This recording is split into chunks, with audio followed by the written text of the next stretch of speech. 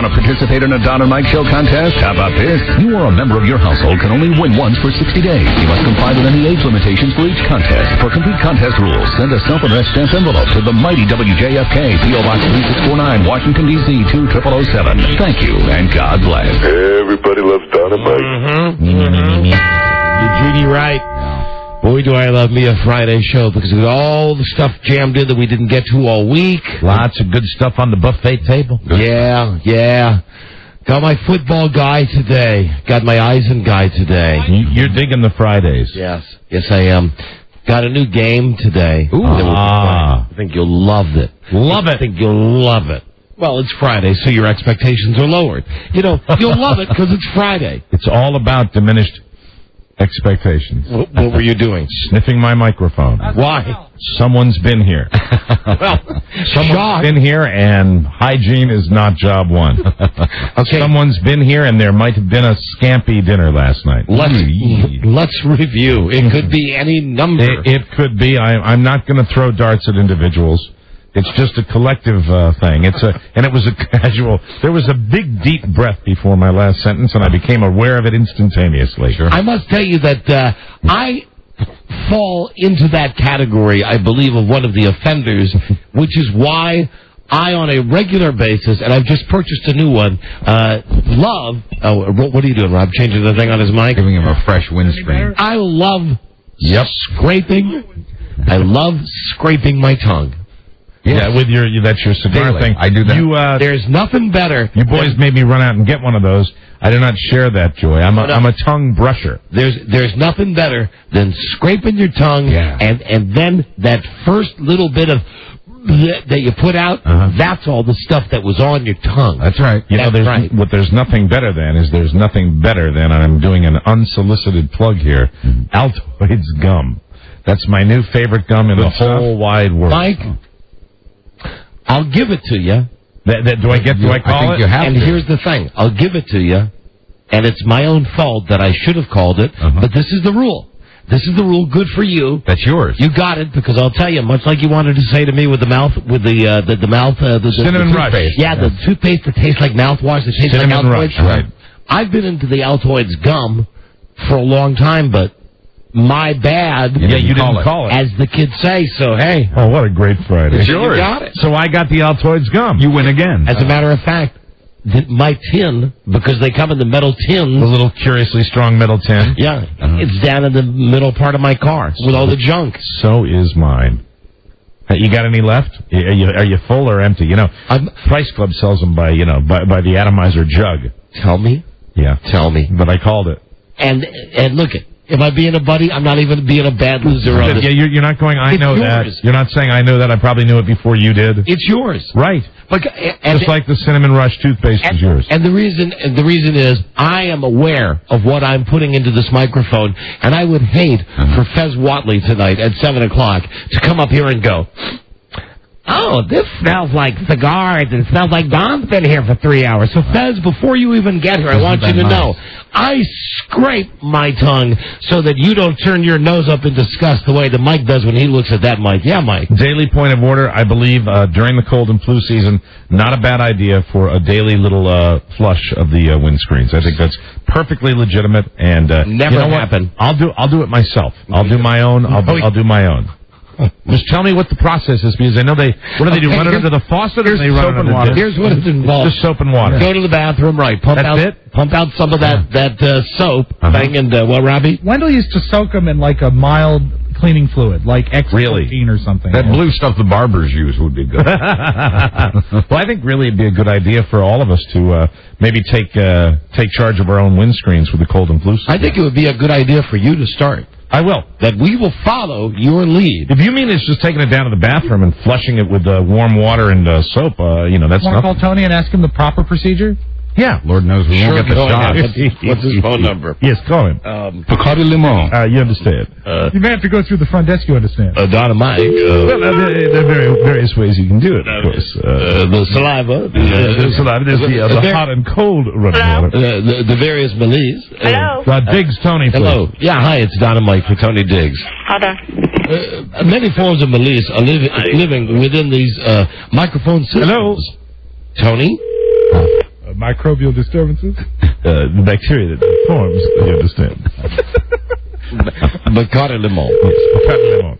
The warm moisture of a microphone is conducive to You understand? providing bacteria for the entire environment.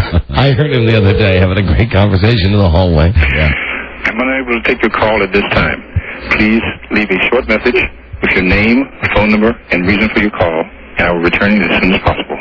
I'll record your message at the tone. Wait a minute, Colette was When you're finished, gesturing hang up or vigorously. stay on the line for Always does. further options. Hello. Hello. Hi. Tony, we have a question about the windscreen. How often can we clean them? Oh, here is Colette. All right, Hold on a second. Colette has a note. Goodbye, Tony. Goodbye. We got your cell phone. We'll call you mobily. We call you post haste. You understand? Okay. Boop, boop, boop, boop. You understand. Oh, so anyway, the other day I come in. Maybe this is him calling in. Would you pick that up, Robbie? Hope so. Because another line's ringing. The other day I'm in the office and I hear him outside. He goes, would that require that I make the walk all the way up to the roof? And whoever it is said, yeah, you got to. He said, well, if there's no way around it, I suppose, but I would like to keep my trip to the roof. One a day, you understand? He has what happened to him there? He's too busy. He declined the call. The server, as you know, amongst many problems in this building. We have computer Our problems. internet server has crashed. Priority. He said there are people that are offline, and he has no time for this right now. Okay. All right. Well, we'll continue the discussion about the dirty windscreens on our microphones on Monday's episode. Perhaps at a later time. So he said, Bacardi limon. No, I said that. Oh, you did. He just said he has no time for this. He wasn't curt with you, was he? You understand? Curt might be the most appropriate word. Really? Yeah. He was. Well, listen. Well, he was curt with you because the server's down. Mike, Because time was of the essence. And not only is the server down here at the station, but let me just a big shout out, WJFK. What a great station this is. We work out. Bravo. What's the crisis in the copy room, Robbie? Oh, the photocopier can't be turned on because the circuit breaker that powers it is down, and they don't know where the box is. You understand. So we don't know where the circuit breaker is to be able to turn back on the Xerox machines. You don't know where the breaker box is? No, we don't. That's the problem. And I don't mean we like we get involved. I mean we like the royal we like the people of the station. One does not know where the breaker job box it would is. be. Well, you understand? Yeah. Oh, maybe I understand why he was curt with you. One job at a time, please. You understand? He's got several going. Do I have to go on the roof? I do not want to go on the roof. You understand? Bacardi limon. Understood. Wow. Okay. Hope you like the pre-show, Mike. Forget the groaners today. Hey now. The Don and Mike Show. Let's get retarded in here. And you know that's the good thing about these groaners. Everybody. They're so bad. Yes. You can leave them out all weekend, and they'll be right here on Monday for us. Just a bad Monday. They're already spoiled. Yeah. Hello. Right. They're like bruised bananas, all of them. Hello there, everybody. Hello. Hi there. John Kerry, hello to you. Oh, hi there. Tony Soprano. Hi, Donovan. Hi there. We appreciate it. Yeah. Bert. Jerry. Hello. You can call Don and Mike anytime from anywhere in America. 877-365-3636. They're ready to believe you.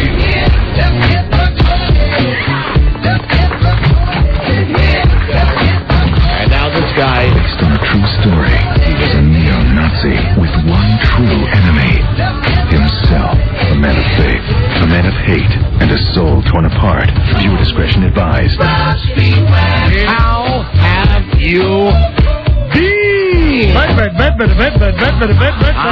have you been? How have you been? How have you been? Good afternoon, Mr. and Mrs. Buddha Mouse and all the ships at sea. And now, say bye-bye. Bye-bye. To Don Geronimo and Mike O'Mara. Yeah. Bye-bye. Hello there. Hi there. This is the Don and Mike Show. Hello. It's a new episode on this Friday. 102204. Hi, Don and Mike. Buzz Burbank here. Hi there, Buzz. No, he's not retarded. There you go. Okay, did somebody say something about Wolfman? No. It says you got Wolfman quote wrong. We weren't talking about Wolfman. I don't remember saying a word about Wolfman. Peter, this is no way to start a show. Yeah, Peter. Dynamite. Yeah. I know. I bit my tongue for a long time, and you guys have consistently gotten it wrong. It's not time is of the essence. It's time is a factor. Yeah, it's not Wolfman. Who wrote Wolfman? Did you say Mr. Wolf? No, I said the wolf. It's Mr. Wolf. It's Mr. Wolf. It's Mr. Wolf. If you're talking about Pulp Fiction, I mean, if you're gonna nitpick with us, then we nitpick with you. It's Mr. Hey, Wolf. when Samuel L. Jackson's talking to the dude, he says, "Oh, you sending the wolf?" He doesn't say, "Oh, you're sending Mr. Wolf." Damn it, he's right. He might have us. I think he's right. He might have us. Yeah, All right. He's Mr. Wolf. All right. Anyway. Now, what is the quote again? So we get it right. He says, "If I'm Kurt, it's because time is a factor." He doesn't say it's because time is of the essence? No, I always thought he did, and when you guys would say it, I would be like, "Oh yeah," and then I watched it like 2 weeks ago, and then I realized it. Do you know, though, that is one of our most endearing qualities, is that we misquote like that. We really do. We make it our own, and we change it ever so slightly. We've done that for 20 years. And here's the magic of it. Even though every once in a while we get a smart guy like you that calls us, most people know what we're talking about. Right. They know we're talking about this. And they don't question. Oh yeah, I totally got that too. If I'm Kurt with you, it's because time is a factor. Is that what he says? Yeah. But now I want proof. I've grown used to. Yeah, well- If I'm Kurt with you, it's because time is of the essence. So pretty please, with sugar on As top. have I. Yeah. Hey, sir, pretty please with sugar on top, sir. Yeah. Pretty please, with sugar on top. Will you never call again? You know what I will do? I've got the book at home. Good. with the. Remember when they were selling everything from Pulp Fiction? Right. They sold not the script, but the actual. They put it in book form, line for line. Mm-hmm. I'll go back. I'll research it tonight. I will. I got nothing else to do. Now I know Vincent's line is "please" would be nice. Please would be nice with that accent that Travolta has during the entire thing. And then don't forget Sam Jackson when he realizes that he's cleaning the brains. Right. And why is he cleaning the brains anyway? He's in the back seat. Right. Hey, listen, this is not my job to clean the brains. And have we ever had the discussion ever on this show about speculating as to what exactly is in the briefcase? Yes, we have it. If you give me a moment, somewhere in one of my dead brain cells, I know the answer. Been a while. Yeah. You know the answer to that? Yeah. Hold on a second. You know who knows? My kid. I always thought it was Cinnamon Rush toothpaste. No, my kid knows. You know, another great Pulp Fiction moment is when Bruce Willis comes back after he's been with the Gimp and with Ving Rhames, and he goes to pick up the girlfriend. I want my blueberry pancakes. I want. Whose bike is this? Did you get blueberry pancakes? He's dead. Get on. It's a chopper, baby. Get on. Zed's dead, baby. Hanging on the kangaroo. One of the standing internet rumors is that the briefcase has Ving Rhames' soul. Yep, I believe that is what. And that's why he has the Band-Aid on the back of his neck, is because the soul was stolen out of the back of his neck. Correct. It goes back to mythology, either Greek or Roman. Cool. I'm pretty sure that's what my son, the college student, told me as well. All right, listen, thank you for the call. All right, no problem. All right, see you later. Later. Bye-bye. Even though you broke the prime directive, we'll let it go on a Friday get-together. We'll let it go. Here is the deal. Oh, call us, like that guy did. Yeah. You can call from anywhere in America at 877-365-3636 from Canada, 800-636-1067, and Washington, D.C., 202-432-1067. Everybody's calling about the briefcase. I'm sure. Oh, come on. Incidentally, although it might be true, that might be the storyline. I don't like that. No, you want like money or jewels. This is one of those things that my kid has told me, and he's told me so many times for so many years. Oh, I'm finally going to get through to him, unless we get his voicemail. Like I get everybody's voicemail. Oh, a nice dance today I had with Michael Hughes. Hey, hola. Hey, Dad, what's up? Hey, listen, of course you're on the air, and here's the question. Remember, I don't know what it was. My son's got a cold. Hope you feel better. Yeah, get well. Remember a couple of weeks ago we were chatting, and somehow Pulp Fiction came into the conversation, and you told me again, for absolutely positively sure, what it is that John Travolta's got in that briefcase? No, I just told you a couple of theories. Oh, well, that's cute. He's done that since he's a little kid. Why don't you believe that cough and sneeze when he's sick? The soul. You know, he does that. He does the cough or sneeze into the phone. Yeah. He's done that since, how long has he done that? That was a drama queen. But he's done it since he was like a little, that's his thing. It's his trademark. That's a tell of your sons. That is. I just realized that this very moment. All right, so anyway, what did you What did you tell me? Because you told me distinctively. I mean, what was the leading theory? I said to you that thing. I think I said to you, it's his soul, and you said I remember you saying very sternly, "No, Dad." Like that thing, like when I don't know something. No, Dad, you don't know. This is what it really is. So what did you say? I forgot. I don't know what you're talking about. In the movie Pulp Fiction, in the briefcase. No, I know what he's talking about, but I don't remember having this conversation with him. Oh, okay. Maybe you were on. Was it on a weekend? There it goes again. Yeah. It could have been when you were on another planet that day. I guess. I don't know. Okay. All right. Well, how's the purple hair going? Oh, it's going well. It's got shades of gray now. Shades of gray? Gray. And that's because you've painted your hair gray? Yeah, I did it a little bit gray too. And what about the plans to grow it out enough to get a Billy Ray Cyrus-like mullet haircut? Well, I've decided if I'm going to do one crazy thing, I probably shouldn't do another. How's it going over with your fellow classmates? Going over fine. Everyone seems to like it. Sure. Did you wear your banana suit to school? I wore it just hanging out a couple nights. I might do it again tonight. He's ready for Halloween. He got a banana suit. He's going as a banana? Funny. Yeah, he is, with his purple hair. Very good. That's my kid. Kind of a nice color combination. I mean, they go together. Mm-hmm. Banana and purple. That's my boy. I love him no matter what. You get what I'm saying? You understand what I'm saying? Thanks, Dad. I love him no matter what. I could learn to accept it. I could learn to accept it, to deal with it. Yeah, well, I think that's very progressive of you. It sure is. Although I'll tell you what, he has all the telescope that tells me he's on the other team. How else can you explain on a Sunday, the many phone calls between father and son? Did you see that play? Tell me what's happening in this game. Tell me what's happening in this game. I mean, I think you can't place too much importance on football, though. It ain't like he's calling me, though, to say, hey, did you see what Deborah Messing is wearing on Will and Grace tonight? Yeah, you never know. Life is filled with all sorts of interesting personalities. Then again, I've always thought it's just an elaborate hoax that he's pulling on everybody to reel in certain aspects of society. You think so? Yeah, and then I think that's what he's up to. I think that's what he's doing. Okay, well, I love you, and I hope you feel better. All right. I'll talk to you later. Thanks for the phone call, I guess. Now, what do you mean? Thanks for the phone call. I think we confused him. Why? How have we confused you? I thought you up to ask me a question about a conversation we didn't have. No, we did. You made fun of me because I'm sick. Oh, no. No, we wished you to get well. I'm going to go, okay? I'll talk to you later. How do we make fun of you for being sick? So you were all talking about coughing into the phone. It hurt my feelings. No, that was Uncle Mike. That wasn't me. That was just Uncle Mike. Well, it offended me deeply. Well, coughing into the phone, you turn your head and you cough away from the phone. I do. It was like this. It was like this. It was right into the phone. And don't you remember? No. Don't you remember at the very least? I believe at the beginning of this conversation, you did remember having a conversation with me about Pulp Fiction. You said that. You said that in the beginning of the phone call. That you I didn't. You said that you did remember talking with me about Pulp Fiction. That's why I Do you think maybe you don't remember because you're in your depleted condition right now? Well, I mean, the cough syrup I have does have codeine in it. Well, there you go. See, that's probably the reason. There's your out. Right. I mean, you said, I remember we had the discussion. You said that. Because I remember the times that we chat on the phone.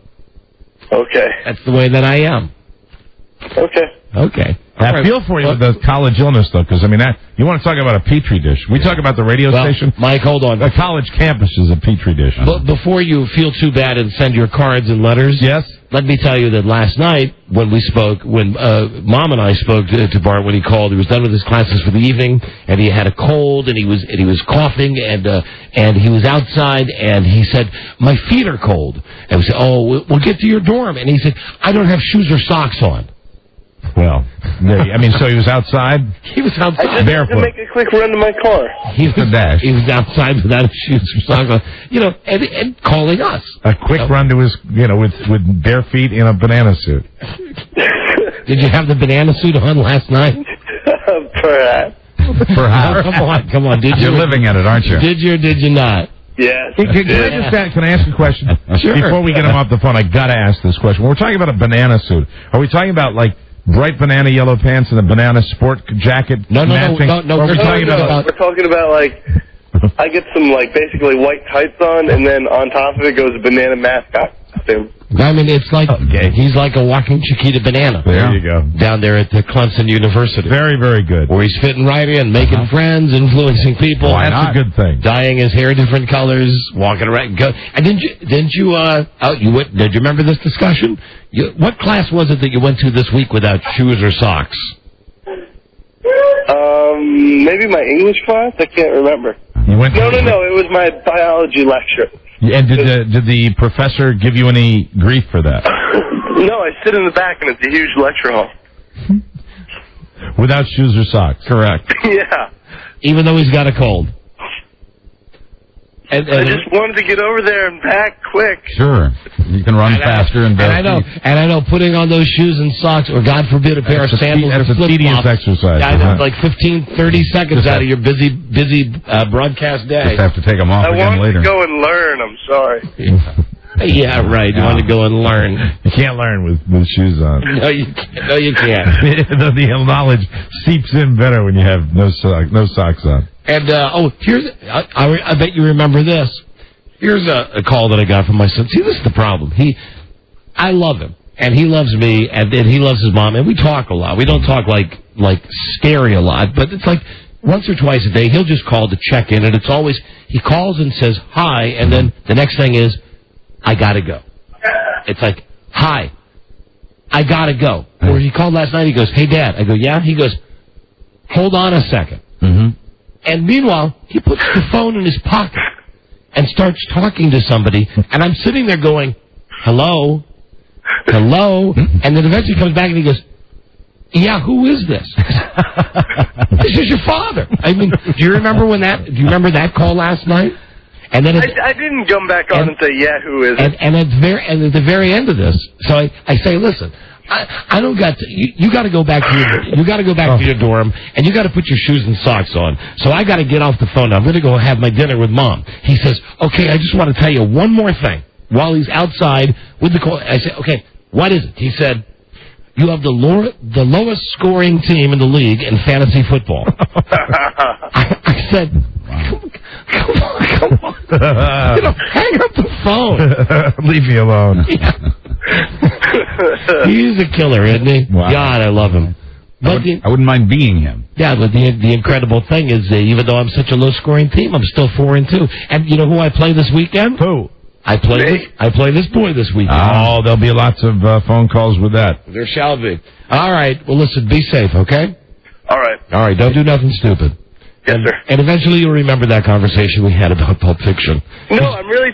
Was it like a long time ago when I got you that shirt? No, it was within the last couple of weeks. Although, you know what? You did mention that Big Kahuna shirt when we had the discussion. Big Kahuna Burger, and you wore that to work one day. Yeah, but no, we had this discussion. I really don't remember having that discussion with you. All right, okay. Probably the virus, the cold. Okay, but what is the theory you've heard? That it's Marcellus Wallace's soul. Right. All right, so that's it. And one of the other signs is like he has the Band-Aid on the back of his neck. Right. See, that's which is where the soul would be taken out. Right. That's what you told me. That's how I remembered you in this. Okay. Well, have a good day. Oh, good tape to you, sir. All right. I love you. I'll talk to you later. All right. Bye. Okay, Get well, Bart. Bye-bye. There he goes. There he goes. There he hangs up. Okay. That's my son. He's at college. He's funny. He doesn't remember that, but we did have an entire discussion. So talking to him makes me feel like I'm back there. It makes me feel young again. Right. About, God, everybody's calling about the briefcase. Everybody's calling about the briefcase. How do we stop? I don't know how we stop this. Here's Dennis about the quote. About the quote from the movie. Dennis. Hey, guys, how's it going? Hey, it's going great. Hey, good. Hey, I got a couple of things for you. I went to the IMDb website, and you can click on memorable quotes, and they got quite a few of them for Pulp Fiction, actually. First of all, on the website, he is referred to as the Wolf.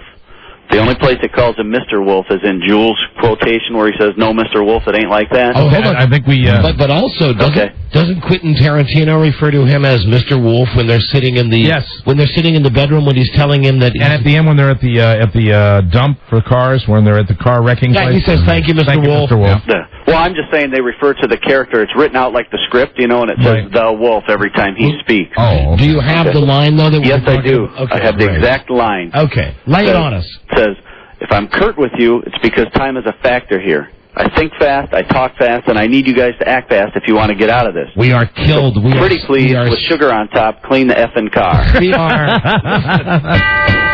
I got a prize for you, my friend. Absolutely. We are absolutely busted, but I guarantee you the next time we make that... But there's a little, because time is a factor. What does he say right after time is a factor? What's the word after factor? Here. Right after factor? He says time is a factor here? Yes. Yeah, he says, if I'm curt with you, it's because time is a factor here. That's it, okay. If I'm curt with you, it's because time is a factor here. But I guarantee you the next time that we say something about that quote, we'll misquote it again. Of course we will. We will, but because you've done this, well, enjoy $50, okay? Thank you. Take that for your... Thank you. Thank you for listening. Hold on a second. Everybody else calling about the briefcase. Dana, Don and Mike show. Hi. Hello, Dana. Hi. How are you? We're doing great, thanks. Good. I saw an interview with Tarantino on Jay Leno, I guess, right after the movie came out, and he said, Jay Leno asked him, what's in the briefcase? And he said, I don't know. What do you think's in the briefcase? Insightful. Thank you. Thank you. Boy, even when it's only like a tenth of a second, time can be wasted. Hello, Jessica, Don and Mike show. You'll never get that 10th back. No way. Jessica? Hi there. Hey, I wanted to tell you that I read in a recent Playboy, I think it was 2 or 3 issues back, they asked him about the briefcase, and he gave the same cock and bull story about how it makes the movie more mysterious and that the watcher should make their own deductions. Yeah, well, that's Tarantino. Good for you. Good for you for reading Playboy. Yes. I just wanted you guys to ask me which celebrity I most resemble. Well, yeah, consider the question asked. Please do. Jessica, who is the celebrity you most resemble? My boyfriend says that I look like Tia Carrera. Wayne's World. Wayne's World. Oh, right. Yes. Nice. Yeah. Nice. Yeah. That is nice. You are on him today. See you later. Bye-bye. Yeah. What did you boys talk about at the office? Nothing. It's Friday. Like someday you got to really do yourself a treat and show up like an hour before the show, especially on a Friday. Okay. When what am I saying? Yeah. What am I saying? That's when some of the real fun happens.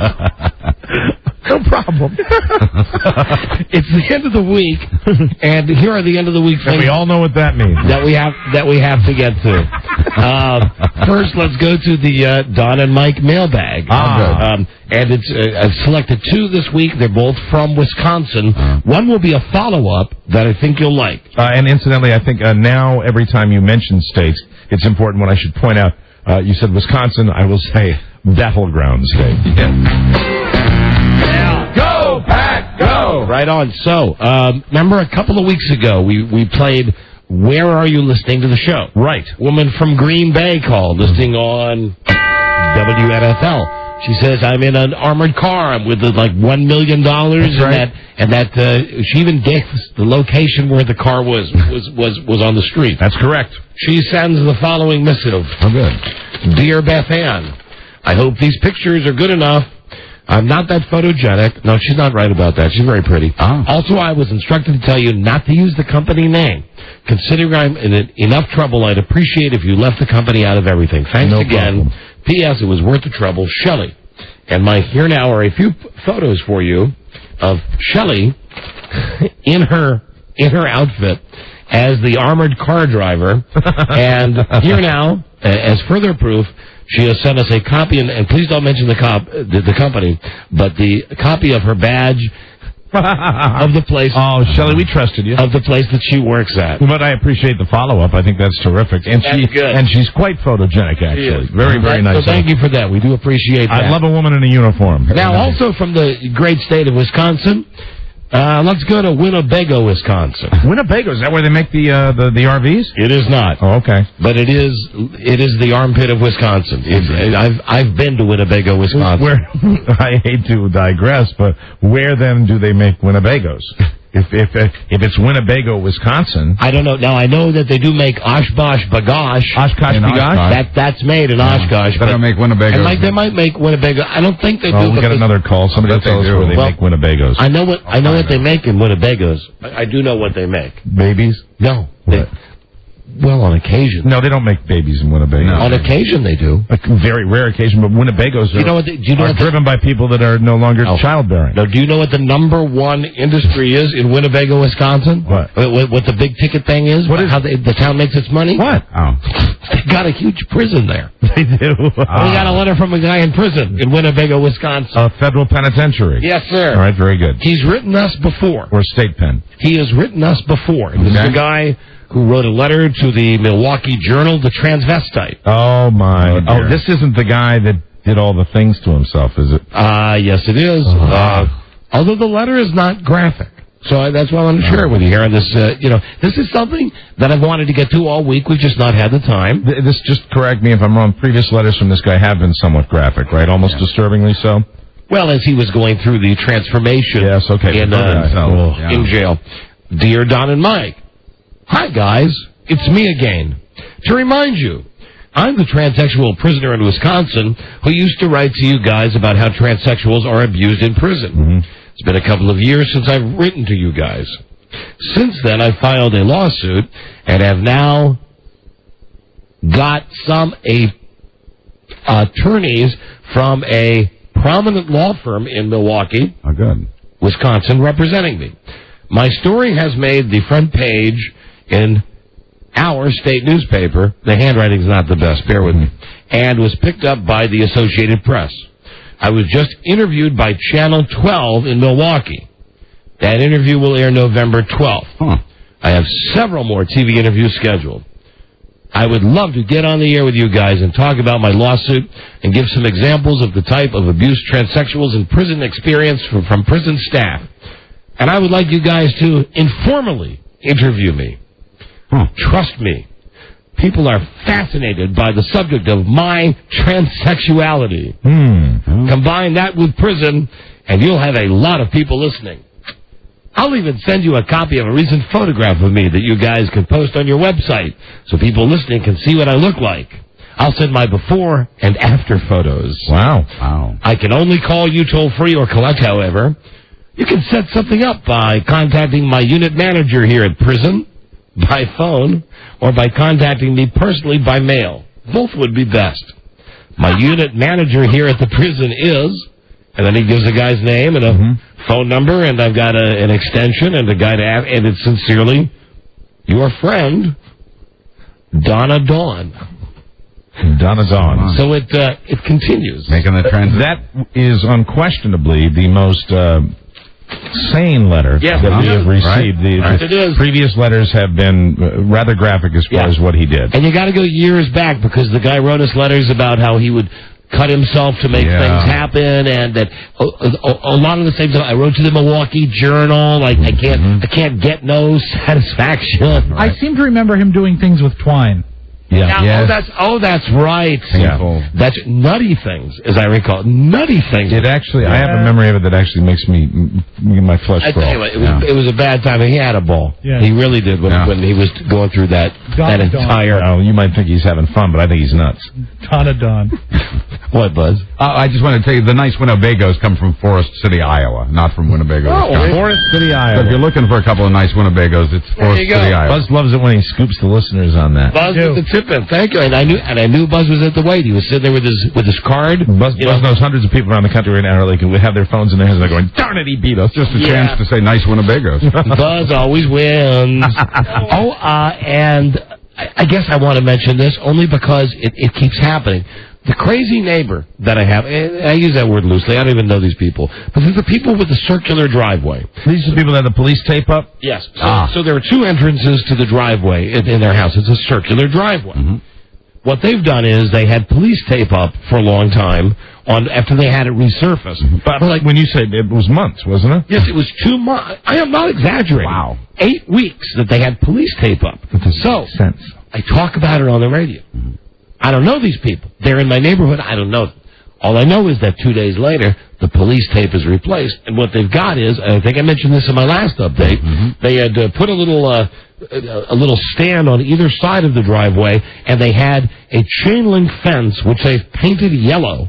Or not a chain link fence. It's actually just chain link. Just a chain painted yellow that goes from one of these posts to the other, And I wanted to point out that now, as an added benefit to the neighborhood, they've added 3 bicycle reflectors, which they are now hanging from the chain. Don't know what's going on. What? That is weird.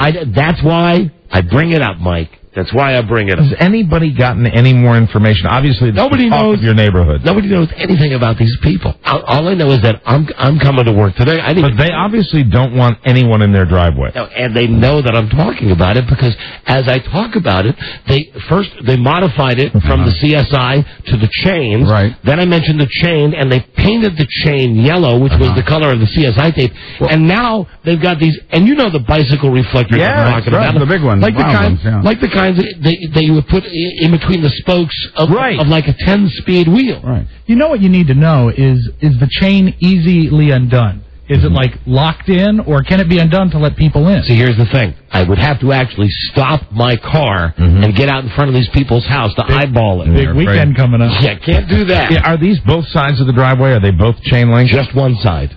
So one side is open? Yes. And if what you're saying is influencing what they're doing, then what would you like to see them do next?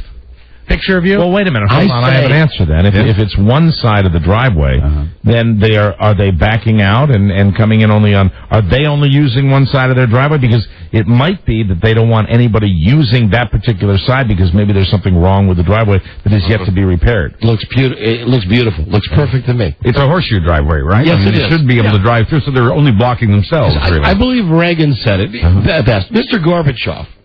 Tear down this wall. Tear down this chain. That's what Mike, that's my end on this. Right. Tear down this chain.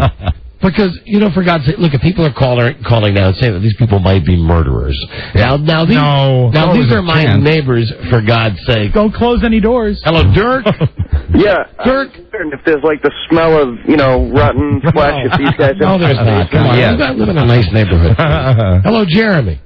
Hey, Don and Mike. How you doing? Hey, we're doing great. Hey, I used to live, when I was growing up, we had a neighbor that was like that. These people were so anal. They had the chain, it was a little black plastic chain, and they had the little things hanging from it, and they had motion detector lights, too. Now, what they would do is they would get they had these fake video cameras and stuff, and every time their motion detector lights would go off, if someone backed up in their driveway or someone walked past or a motorcycle would go in their driveway. I'm fascinated. I'm fascinated. Thank you. God, you talk a lot. I am fascinated also by the fake video cameras, which I'm seeing sold more and more places. Sure. And have you noticed when you go in a store, they're really easy to spot. Oh, yeah. It's like back in the day when you go to Sears, once you figured out that all the TVs on display were really just plastic shells, and it's like the light bulb goes off, you go, for years I thought those were real TVs. Right, exactly. Yeah, same exact thing. Fake cameras. What worries me is the electronics have gotten so sophisticated, they could now put them in cheesy, fake-looking cameras, and they'd be real. Yep. All right. Well, that's just the way you think, Buzz. No, but you might have the neighbor with the chain. I know some businesses that have fake cameras, and they could be fake or they could be real. That's right. Oh, that's just because you're too cheap to buy the real camera. Thanks. Look Around Cafe. How many fake cameras you got? Like 8 or 9? I inherited the fake camera. You know what? There's one other thing. Forgot. Didn't take them down though. Shame on me. Shame on me. Worst move today. Didn't make the call. I'm sorry, everybody. Let everybody down. The weekend is here. Have a can of beer.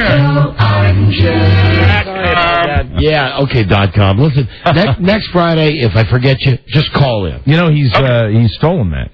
I thought that was our intellectual property that he was to do on our show. He's using that on the Ardinger extravaganza now. Oh, it is 2 to 3? Yeah, to me it taints it for us. When you did it today, what about 10 after 2, Joe? Is that what I've always done it on my show. Oh, okay. I didn't know that. Hey, Joe, on the Joe See, show. Mike, perhaps you missed it because you do listen every week. Yeah, I know. I listen to you. All right, bye. What I live for. Bye, Joe. Have a good weekend. You too. My best to your good lady. Well, thank you. I will pass it along. Yes. Joe's going through some growing pains. Yours as well. Joe is going through some growing pains with his girlfriend. Am I allowed to speak of that? Huh? Am I allowed to speak of what we spoke of in the office? It's just, It ain't nothing major. I told Joe it ain't nothing but a thing. Right. Listen, his girlfriend starts laying that thing on him. Do I look fat? No, it was worse than that. What was it? She said, am I getting too fat? Right, and I said to Joe, the only answer to that is... Only one. Baby, you look great. Don't be like that Geico commercial where the guy's got the newspaper up in front and he's not listening. He goes, you bet. You betcha. You know why we've got Joe on the phone? I'd like to know what he's planning on dressing up as next week. Oh, right, because Joe will be trick-or-treating for beer, 3rd annual. Yay. Joe trick-or-treats for beer next Friday on the show. Fantastic. Thanks for reminding me, Rob. I need to get on their website, but I thought maybe a pirate. A pirate would be perfect. I've been wanting to be a pirate for several years, and last year I kind of forgot. I went the Elvis route. So this year I made a mental note, and I was going through my mental notes last week and realized that I want to be a pirate. You know what, Joe? That's got to be a very small piece of paper. That's like the little post-it. Joe. Can you fashion a peg leg for yourself? Oh my God! Hey, kids, we got a break here. Maybe I can, Rob. Well, how would I do that? I still Joe, work. We'll work on it. Joe, we got to fly. You bet. Okay. Don and Mike show. Go to break. Go to break. This is the Don and Mike Show. Quick plug, all. I'm Mike LaFontaine, owner and founder of High Class Management. Whoops! Comics Constant Companion. Let's start right out. Hey, what happened? As you know, back in 1970, I started on a series called What Happened? And every time something would go wrong, I would look at the camera and say, hey, what happened? We had a lot of fun with that and a lot of other catchphrases. I got a real red wagon. And I can't do my work. And I believe I was the first one to use the phrase, I don't think so. But it only lasted a year, and that's good because that's how you establish a cult. The Don and Mike Show. How have you been? It's the Don and Mike Show. Okay, here we go. I didn't mention it's Rocktober. Hey. Rocktober 22nd. Rocktober. You might remember maybe a month ago, 3 weeks ago, we had Jennifer Whisper on the show. Jen Whisper, the singing psychic. Yeah, she sounds young, but she's old, right? Remember Buddha Mouse? Buddha Mouse. The story was that dead Walt Disney came to this woman and said, it's my vision to recreate Mickey Mouse and make him Buddha Mouse. Make him a Buddhist. Since we had her on the show, she has sent us the following picture of Buddha Mouse. Mike, pleased to be describing. Buddha Mouse is, first of all, let me say, nothing at all like Mickey Mouse. Not even remotely close to Mickey Mouse. Kind of looks like Pat Morita from the from the Karate Kid. Buddha Mouse is obviously a mouse of Asian extraction with a long white beard and the hands placed together in that Buddha position and a robe draping a very large belly. And the robe is undone, just tied very loosely at the belly. And I know that this is way obscure. I know we were talking about Pulp Fiction, which is not obscure.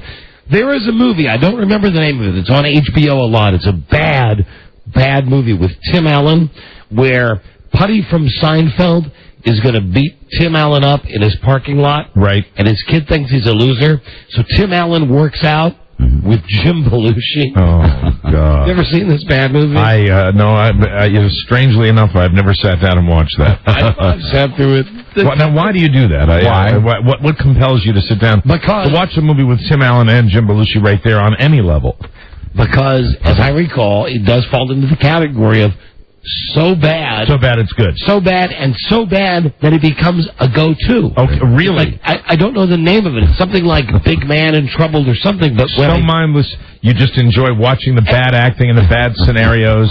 And not only the whole thing is just stupid and dumb, but the bad delivery of the bad writing. But big fat Jim Belushi is supposed to be the former martial arts expert who had a failed career in Hollywood, and the outfit that he wears in that movie with the belly and everything is very similar to Buddha Mouse. You just love to see that belly hanging out. Everybody call with the name of that movie now? Look at all these idiots like me who know that movie. I bet all these people are calling with that. Hello, Don and Mike.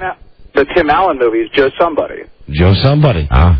There you go. Just somebody. We are a nation of idiots. I'm proud to be one of your leaders. God, oh man. Check those daily polls. Well, we've got 18 lines right now, and they're all ringing with the same thing. So, somebody.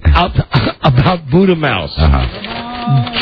Jennifer Whisper has been in contact with Walt Disney again since we had her on the show last. And she has a song, right?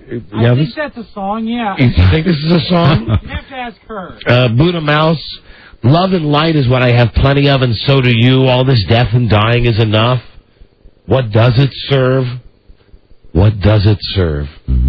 Buddha Mouse. She is the worst. Let's call the singing site. She's wonderful. Yeah. Let's do that right now. She's wonderful. We liked having her on before. We enjoyed it.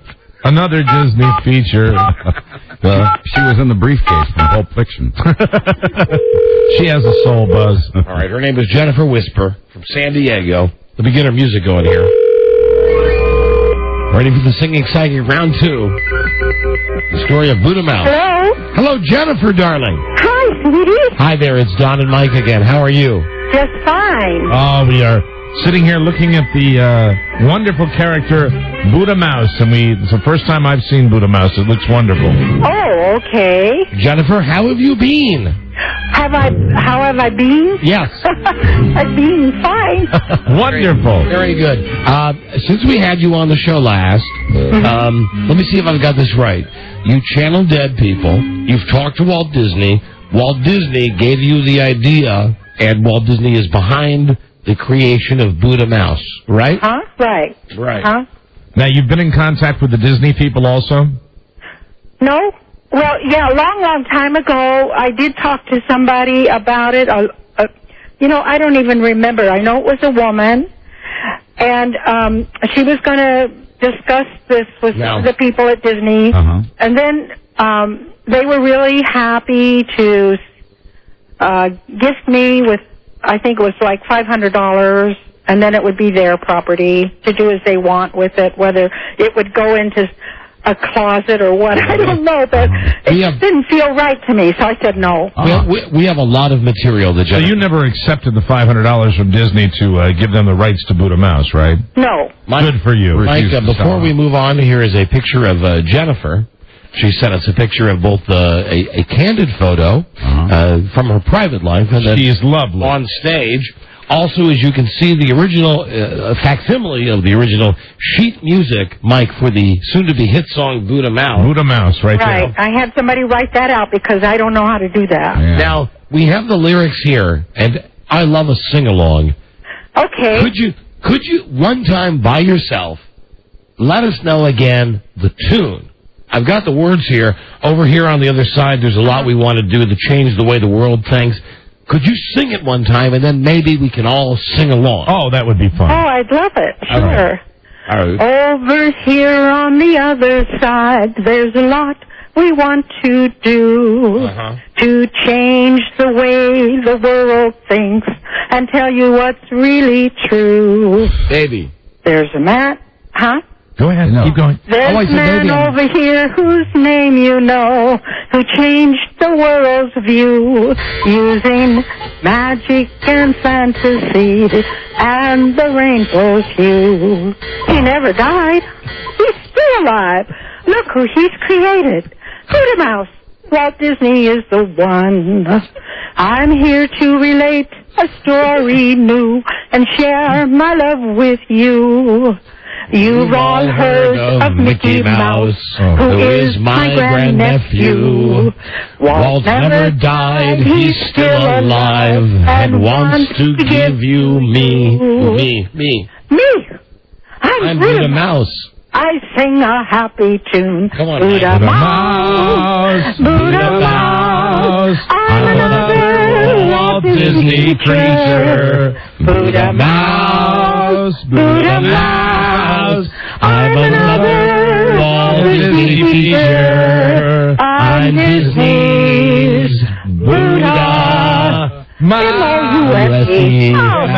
Yeah. Oh, that was lovely. Weren't you going to have someone play the piano? Yeah, we didn't. We weren't able to get the pianist next time. Now we also have something you sent. This looks like a self-help book for little kids or teenagers.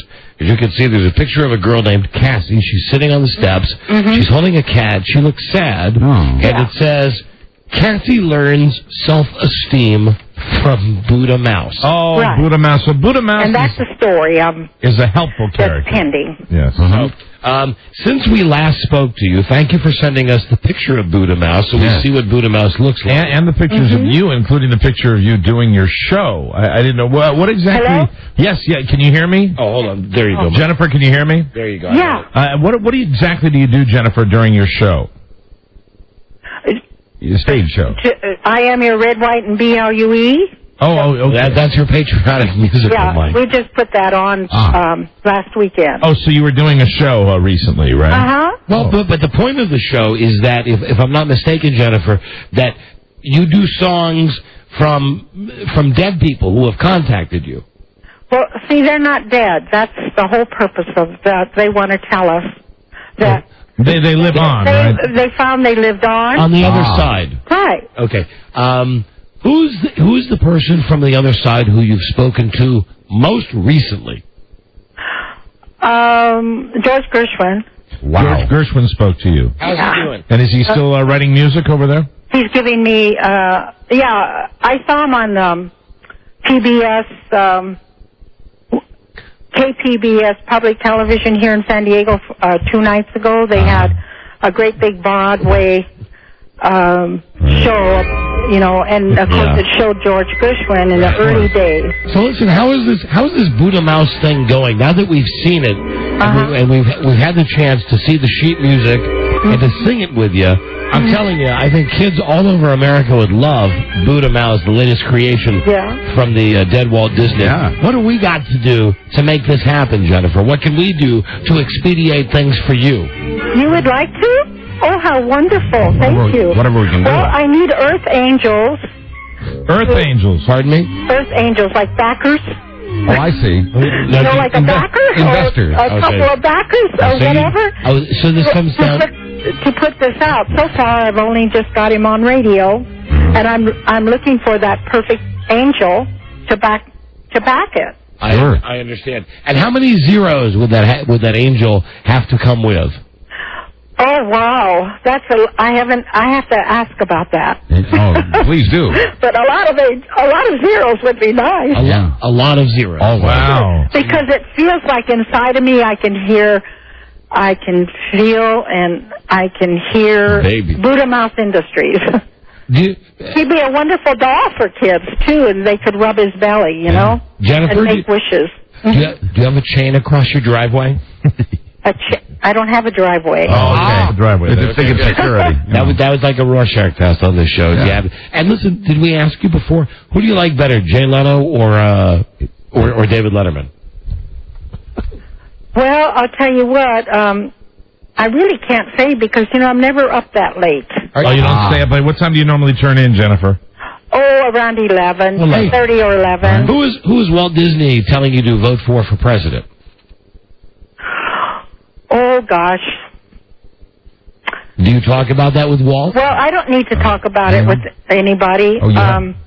I just know who I want. Well, wants. Are you getting any feedback from the other side about this presidential election? Jennifer? Well, George just wrote these words to me. Okay. George Gershwin. All right, very good. It's politics. When the man who's in hopes to stay in for 4 more years, 4 more years, 4 more years. And the man endeavoring to take his place hopes to win the race in style and grace.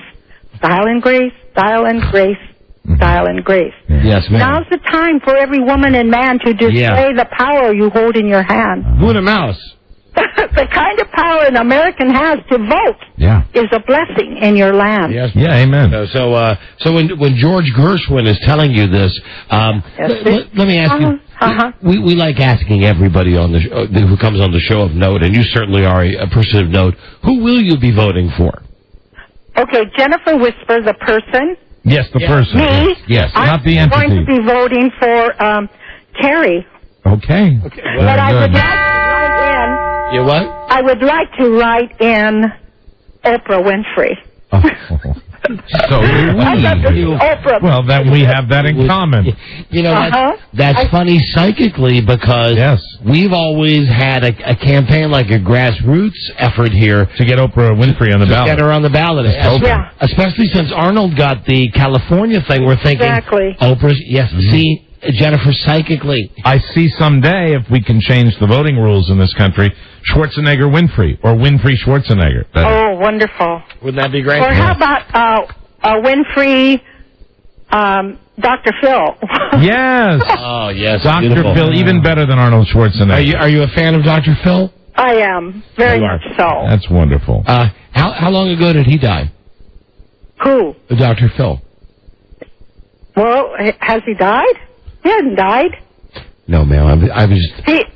maybe reincarnated from I think some other lifetime. That's what I wanted to ask you, because I know also that you're a firm believer that we all have lived before. How many times, for instance, Dr. Phil, who you mentioned you're a fan of, how many times would you estimate he's lived before? Oh, gosh. Yeah, put a number on it. I don't know. Let me see. I see kind of like 4,000 times. A lot. 4,000 times. Dr. Phil has lived 4,000 times. Jennifer, do you have memories of your previous lives? I've been, I've channeled some of them, yes. Is there anything that would be noteworthy that you, in previous lives you've led that were special? Well, a hypnotist took me very deep one time. What took and luckily for me, I had the recorder going. Took her deep. And what happened to me was so far-fetched that I had to believe it, because I could not have made that up. Yeah. What happened? What it was that I was a queen of Egypt at one time. I was Majana. Possible. Queen Majana. I believe that. And I was terrible. I ordered people boiled. It was like when you're digging for oil, and just when you're about at the end, to give up, boom, Jed's a millionaire. To make amends. Right. As Jennifer Whisper. Yes, ma'am. To make amends to all of the people that I did in, so to speak. You had people boiled in oil? Oh, I would order all kinds of things to be done.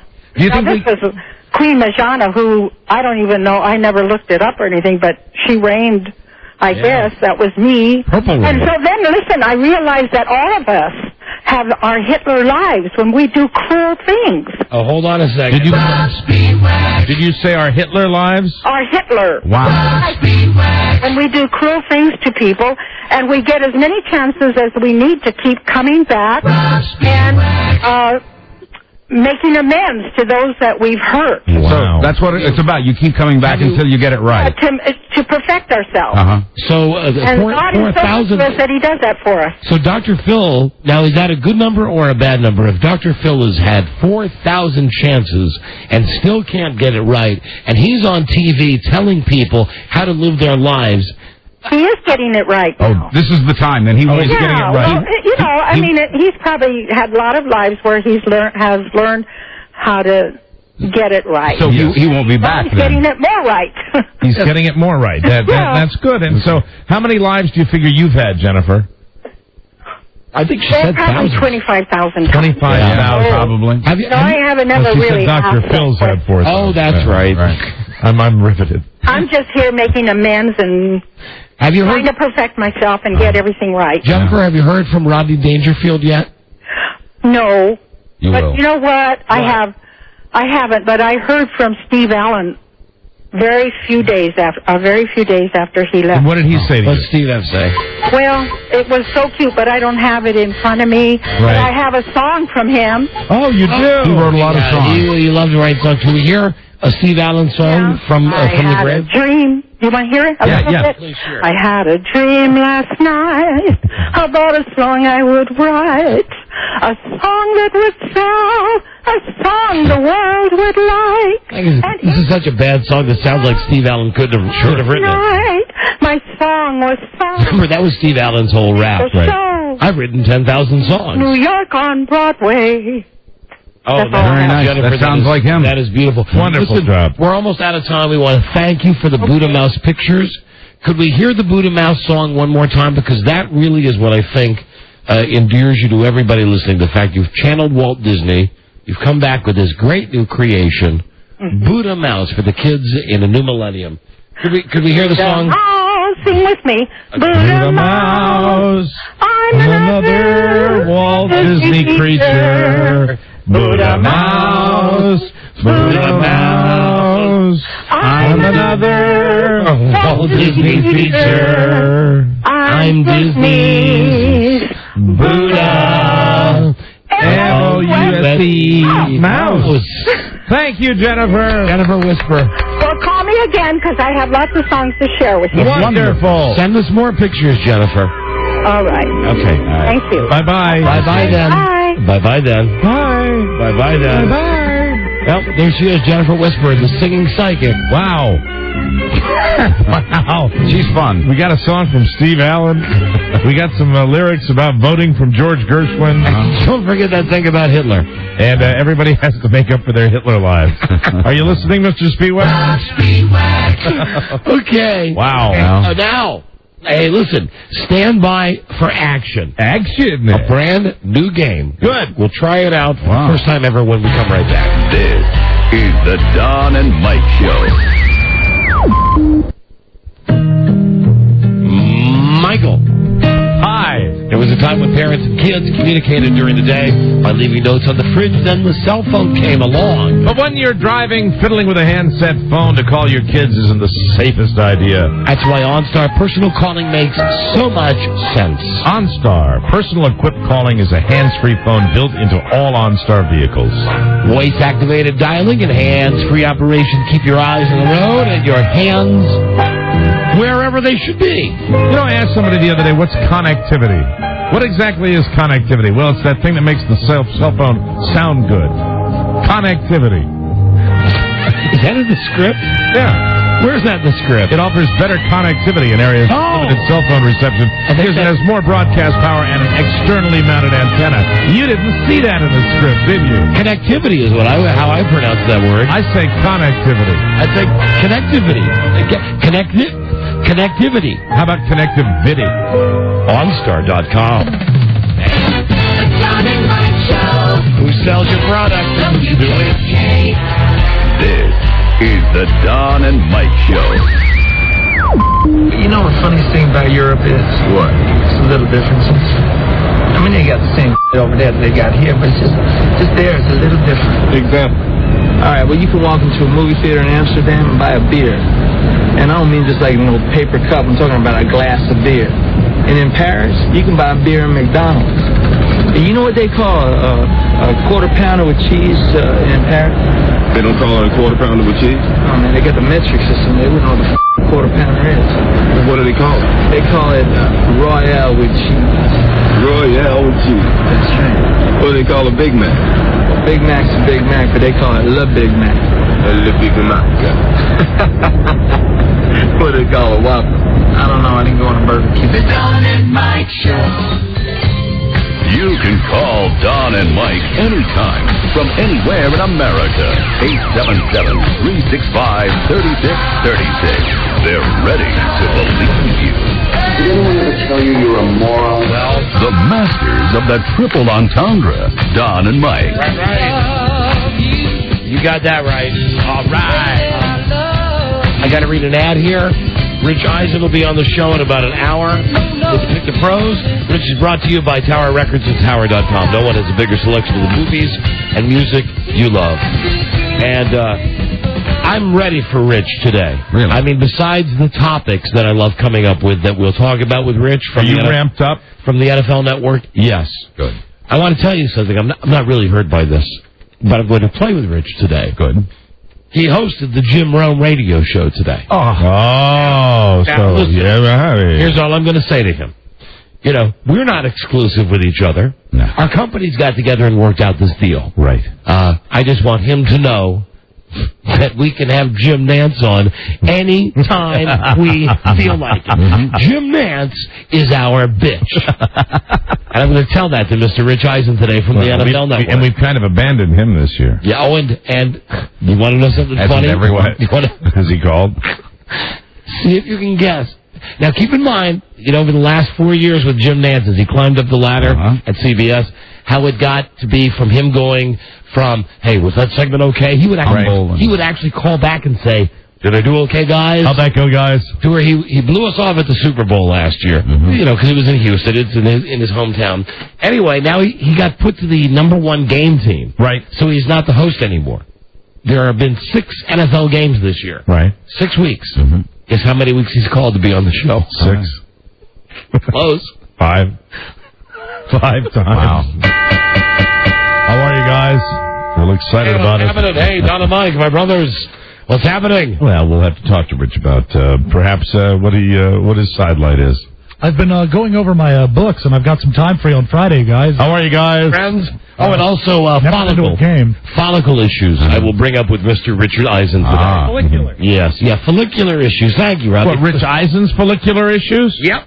Really? Right. Huh. High Rogaine. Listen, I'm not on TV. He's the one that's on TV. Right. I'm telling you. Yeah. And I see the NFL players that are on his show. Right. Always busting on him. Say, Rich, put your head down towards the camera. Let's see what's happening. So you get a little thin on top, like many of us. So before, just so you know, before we get to the meat, many of you, the meat and potato stuff about football, we've got some issues with Rich. No real issues. Yeah. No real issues. Just fun issues. Just let him know. Okay. Playfully, we will let him know. We can also see other people. Yeah. Thank you, Buzz. We're not exclusive to Rich. How long have we been dating, Rich?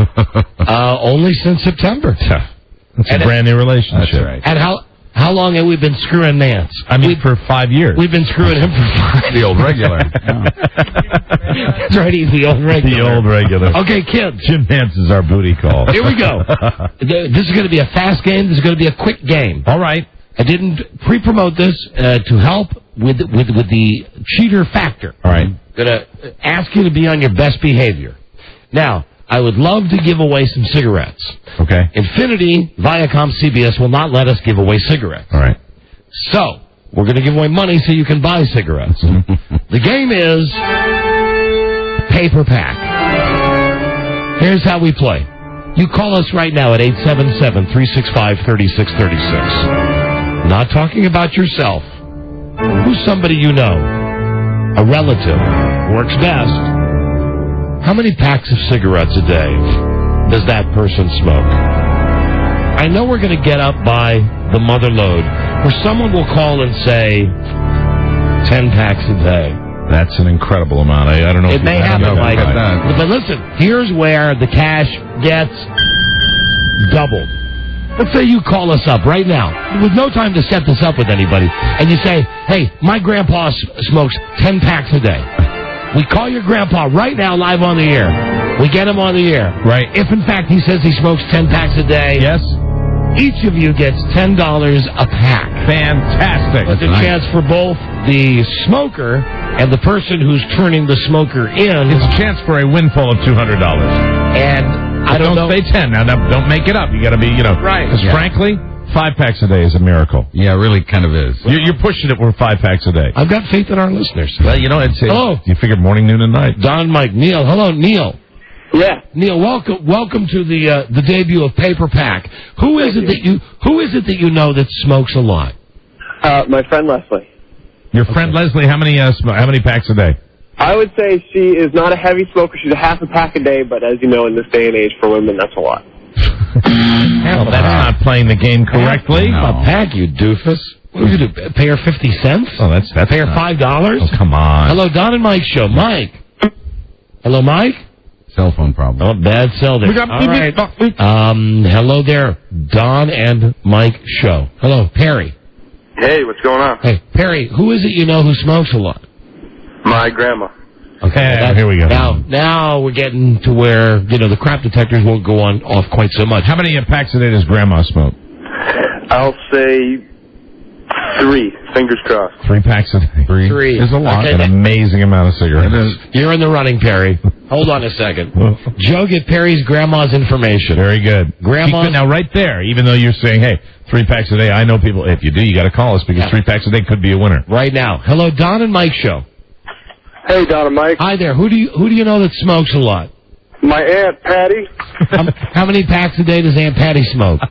4. Wow. Okay. All right, we got to keep this guy as a finalist. Harry's just been trumped. Hold on there, Aunt Mike. Pat, but you got to get through to Aunt Patty. Hold on, I'm sorry. Did we get your name? What is your name? Mark. Okay, Mark. Hold on a second. Mark and his Aunt Patty. Let's go to Mike. Hello, Mike. Yeah. Hey, what's happening? Mike, who do you know? Mike in, what's it say, Oklahoma? Are you listening in Oklahoma? Yeah, just cross state line by Wichita. Ah, beautiful. Gotcha. Who is it that you know that smokes and how much? There's my father, and he smokes about 8 packs a day. Okay. I'm going to close it out here if this is on the level. If we got an 8-pack a day. Better be on the level. And what's your dad's name? Tim. Because part of the process Did you say 8 packs a day? Yes, last I knew it was 8 packs a day. Yes, sir. What does he do? What does your dad do? He's dying.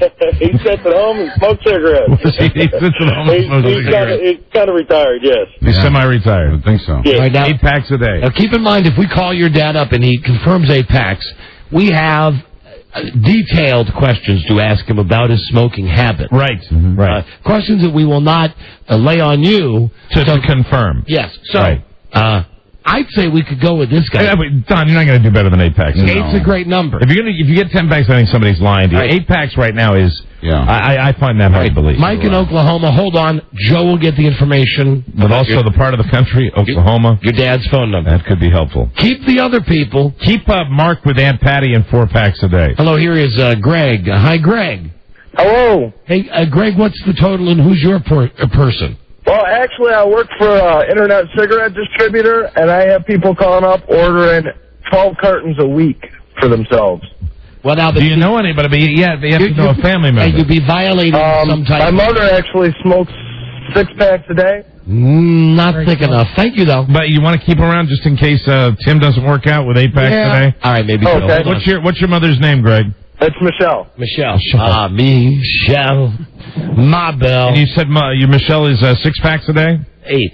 Or no, you're right. 6, Mike. 6. I was just doing some math on 8 packs a day. That would be 160 cigarettes.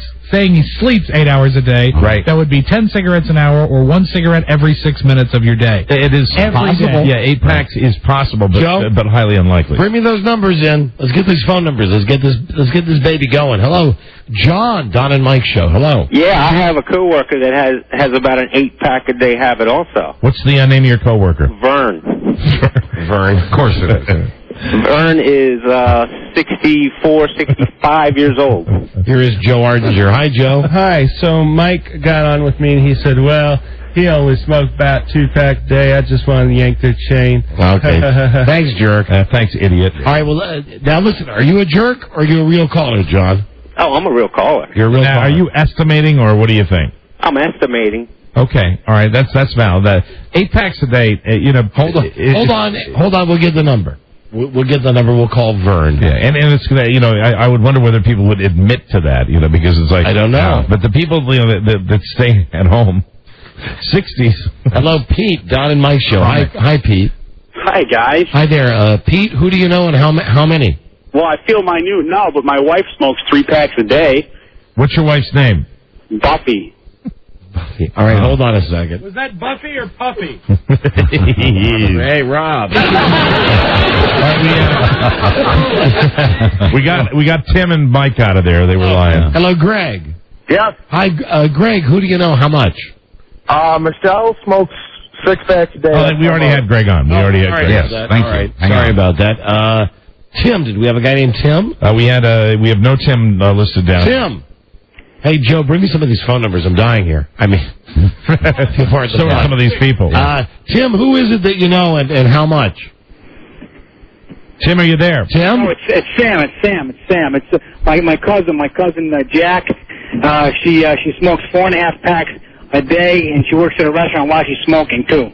Wow. All right, hold on a second. I like that, Jack. What's her real name? Jackie. Jackie. You call her Jack? Yeah. All right, hold on. See, that sounds legitimate. Somebody in the back room, bring me some of these phone numbers, please. Chop. For goodness sake. Weekends here, have a can of beer. We have to hurry. These people won't be with us long. I like Vern. Now, Vern, so far, if you're counting numbers, is the leader after we eliminated Tim. Mm-hmm.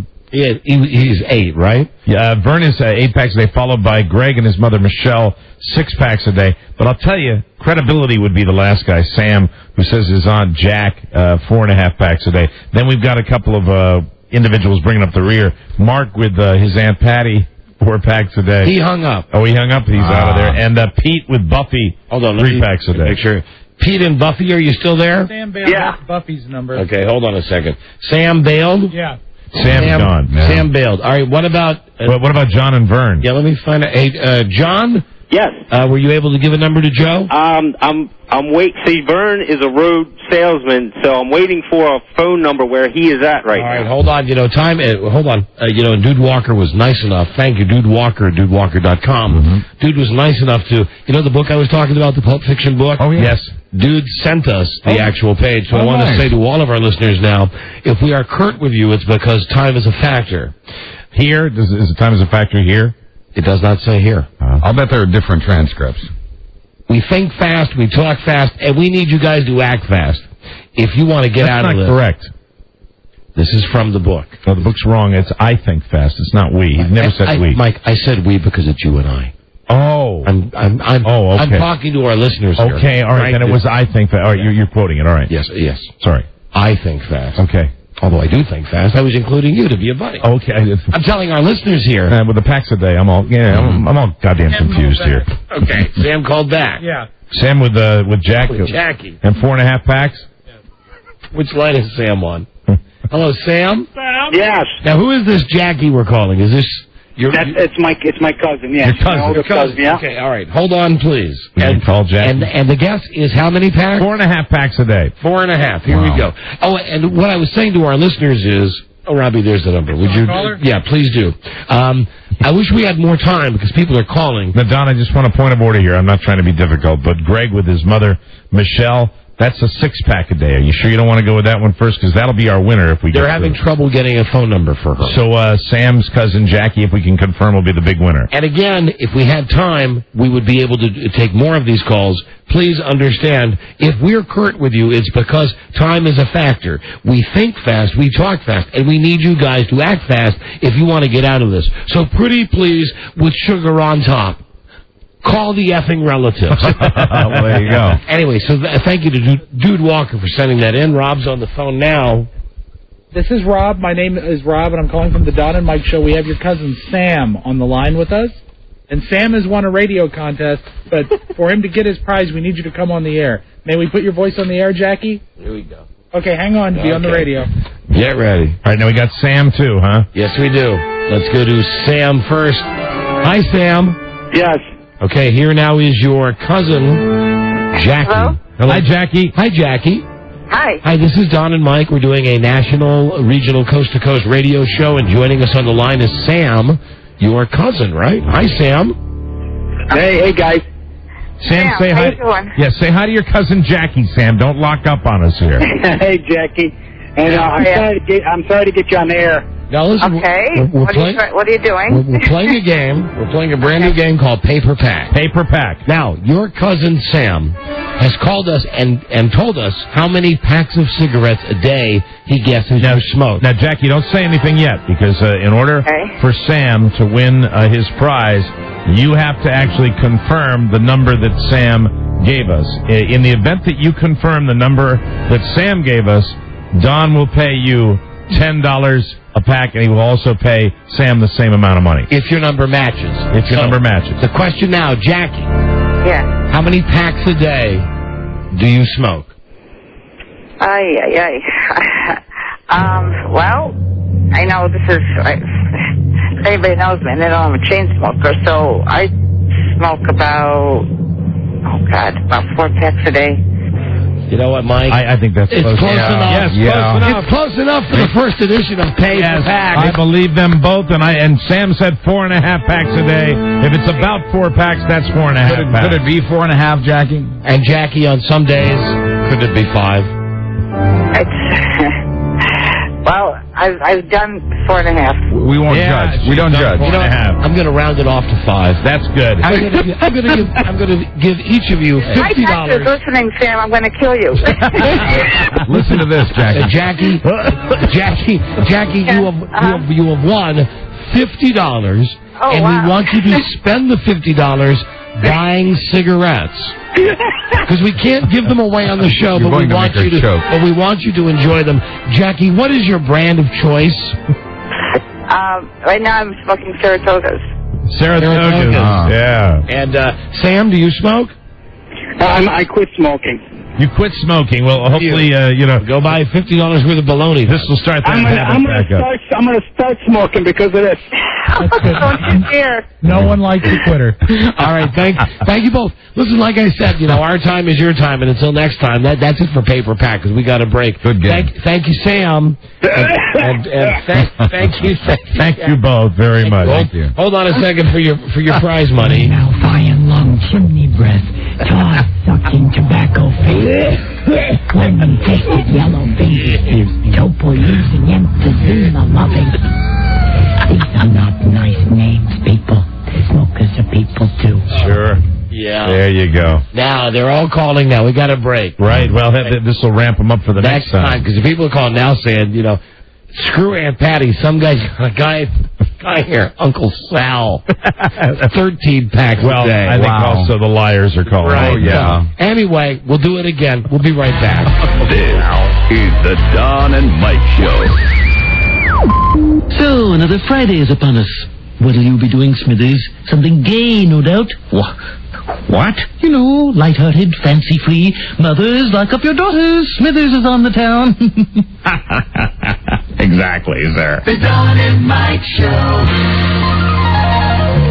They go together like porno books and diced cheese. Don Geronimo and Mike O'Mara. Oh, we heard that one the other day. Let's get another one from Dude. Here we go. Regrettably, they have passed. Don and Mike. Yeah. Baby. Yeah. Friday. Now, what is this? This is not the Sacramento dance. No, this is the Red Sox dance. Red Sox dance? They got to dance at least once a day during the World Series. Listen, I will say something right now. Songs I like. Dial 911. Right now, somebody dial 911. Get down tonight. Do a little dance. Bang a little love. Hello. Get down tonight. Oh, yeah. There's no game on tonight, right? Tomorrow night. Doesn't start till tomorrow. Tomorrow night, the series. Let's go Sox. Oh, I'm having a heart attack. You know what, Rob? I don't see her on the phone. Why don't you load that in there? All right, put that I hate to be the bad guy. Don't make me be the bad guy. You love to make them hurt you. No, Charlie M. I'm saying, don't make me. Charlie M. Don't make me be the bad guy. You wanted to be here on time for Charlie M. I'm here. Hello? Where's she at? I'm looking at the phone. You want me to call her assistant? Nope. I tell you what, how many minutes late now is this? 5? Well, he did say 49 in that. All right, we'll give her a second. Give her a second. Okay. A watch can be a minute slow. Here's what we're going through. They've asked me not to speak about it on the air, but I will. It's a thing with the handlers and Sweet Nancy O'Dell from Access Hollywood. Yeah. That we don't have a firm set time on this show, so we're flexible. And anyway, it was supposed to be today. Was supposed to be okay. We'll all try to meet at the same time. Yeah, and she's got stuff to do, and obviously we've got stuff to do, so we try to coordinate a time which would be beneficial. So we'll see. Let's see if it happens. Meanwhile, I'm sure this won't be on Access Hollywood tonight. Oh, you know what? This is the type of guy I am, though. I will read this plug. Look at that. Telephone. Oh, hold on. Let me mention. Is this Nancy? Nancy? Nancy O'Dell? Oh, you didn't punch it up because they grabbed it. Oh, they got it in the back room. I'll even read their commercial. Really? Access Hollywood, tonight at 7:30 on NBC4. That's here in D.C. Everywhere else in America, check accesshollywood.com for times in your cities. Wonderful. We would love if you would always say this, in case you do not already. Please say that. Thanks, and have a great weekend. Oh, that's nice. Joe, assistant to Nancy. Oh, isn't that Phone 818. I don't think you want to give that out. I'm just filling now because I can't imagine how come the line's just not on. What are they doing? Come on, you're killing me. God. Yes, we got her now. Here she is, Nancy.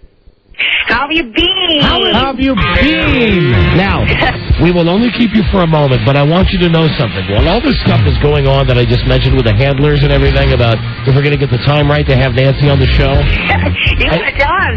They won't let me get off the Access Hollywood set, and I'm always like, I gotta leave, you know? You are a busy lady. Syndicated show, and it's gotta get up on the airwaves, so I gotta go call my friends. I want you to know she's making this call today on... Now, is this your day off? It's a day off. They gave me a day off because they're sending me out of town over the weekend unexpectedly, and I have some important things to do, so I'll be gone. I leave tomorrow. Is it They go interview the First Lady on Sunday. That'll be fun. I was just going to ask you if it's a super secret mission, but it's not, I guess. I'm going to leave tomorrow, interview her on Sunday, and then I have Nicole Kidman on Monday in New York. So all these things I was not expecting to have, and they're letting me get some timely things accomplished. All right, well then, we won't keep you long. There are two things that I wanted to ask you about on your show tonight. Bill O'Reilly, you got some stuff on Bill O'Reilly? What do you got tonight on Access Hollywood? I do got some stuff on Bill O'Reilly. We have a close friend of his accuser that comes to Access Hollywood to defend her. And this is, on the heels of some saying that a settlement has taken place, but we've learned otherwise. So you'll hear that tonight on Access Hollywood. We're also coming from the set of The Biggest Loser. Oh, now, Nancy, I'm glad you brought this up. The other night, I mentioned this yesterday on the show. The hour before the baseball game was on, I watched this show. And even I thought it was cruel. But I watched it, and it killed in the ratings, right? It did pretty well in the ratings. I knew it was third overall in the overnights.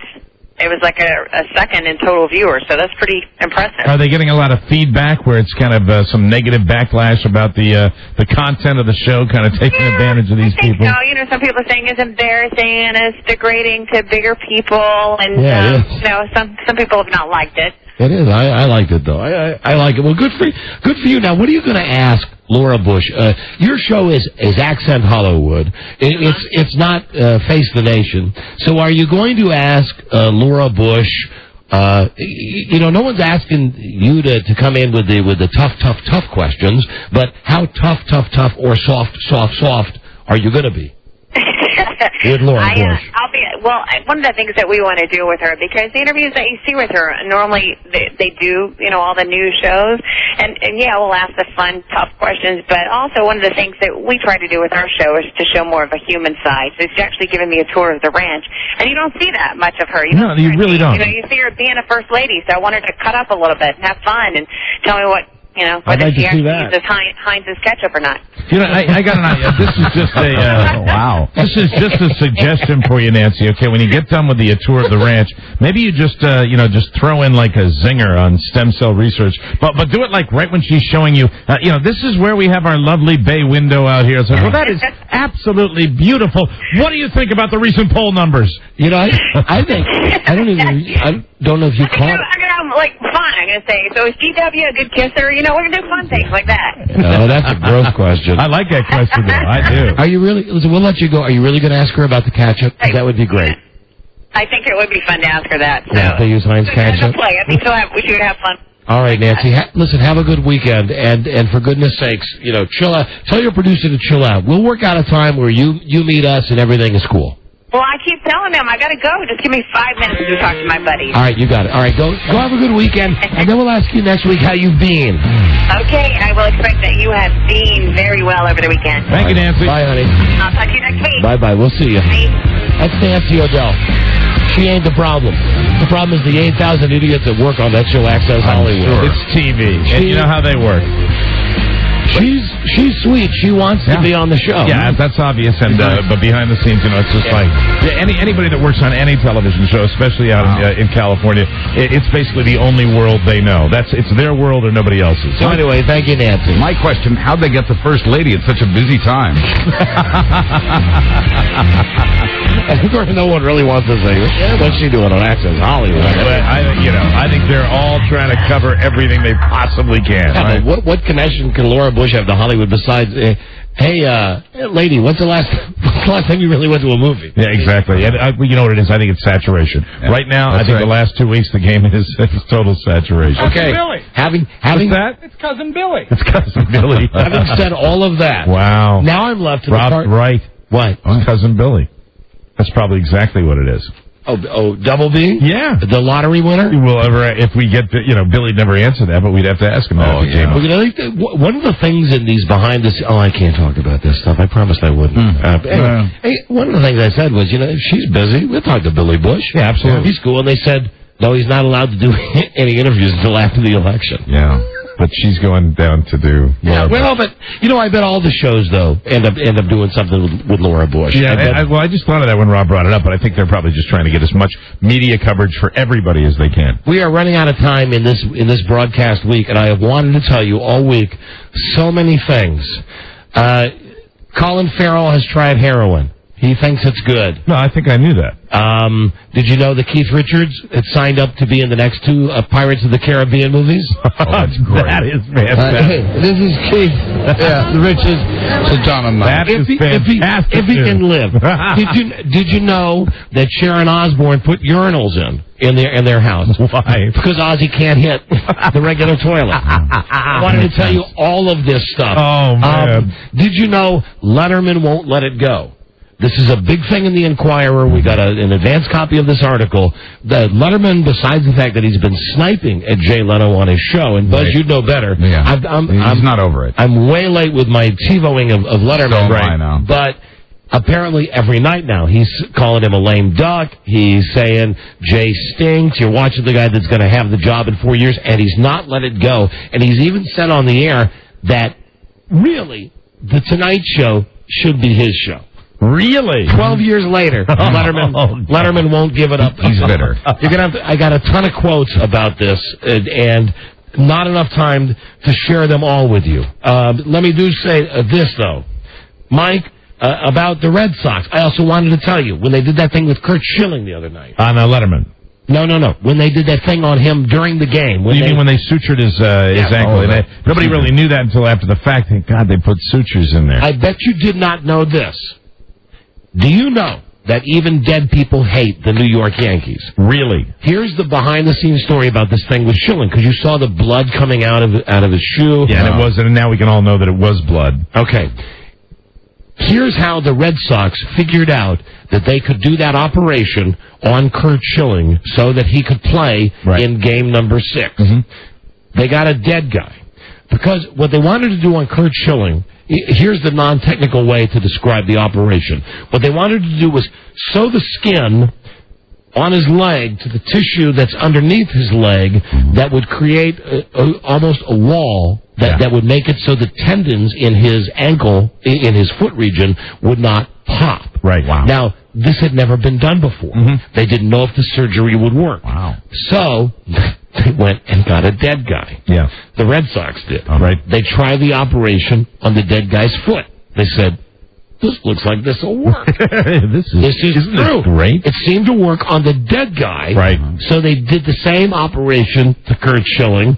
They think they can now repeat this on him as many times as they're going to need to in the World Series. Yeah. And, of course... Now, is this something... I didn't even read this myself because I didn't dive into the Globe today.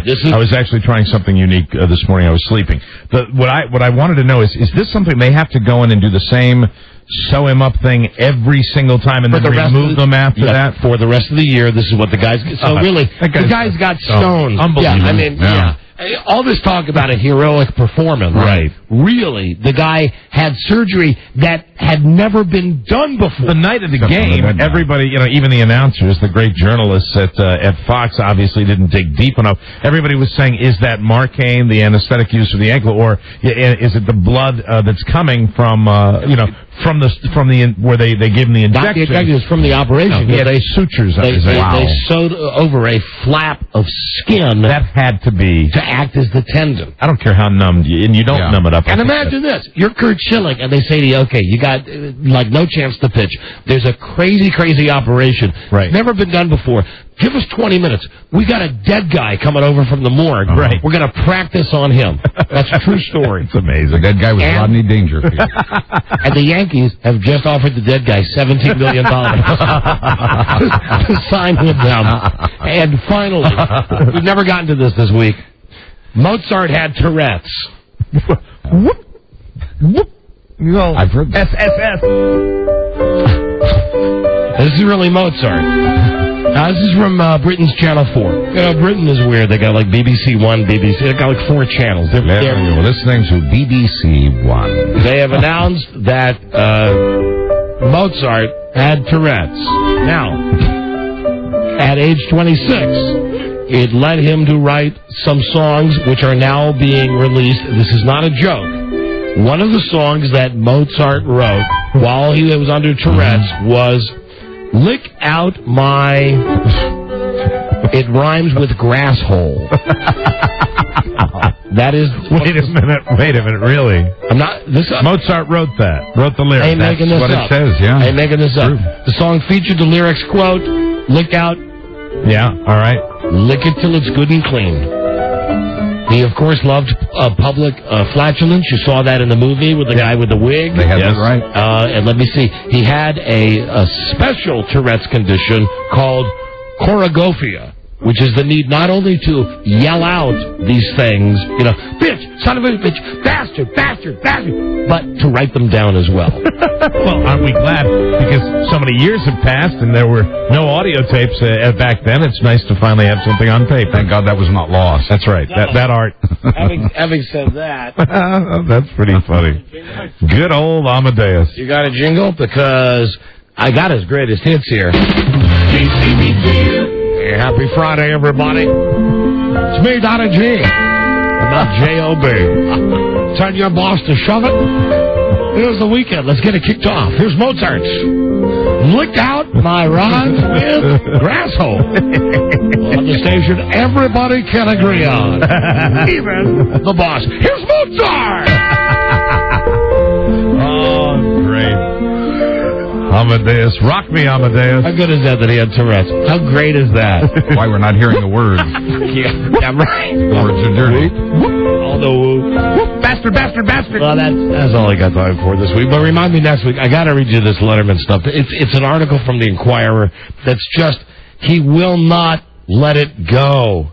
You know, and good for Letterman that he won't let it go. Yeah. He hates Jay Leno so much, and now it's all coming out. It's all coming out. Well, that's a good thing. He's happy for Conan O'Brien because, unlike Jay Leno, Conan O'Brien paid his dues. Earned it. But The Tonight Show is still rightly David Letterman's, and he cannot let it go. Yeah, well, if you watch that movie, The Late Shift, I mean, you really see that a lot of that stuff's true. Jay wants to make friends. Dave says never. Oh, really? David Letterman says never.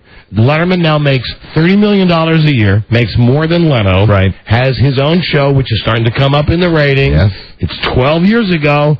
Dave will not let it go. That's right. Jay betrayed him.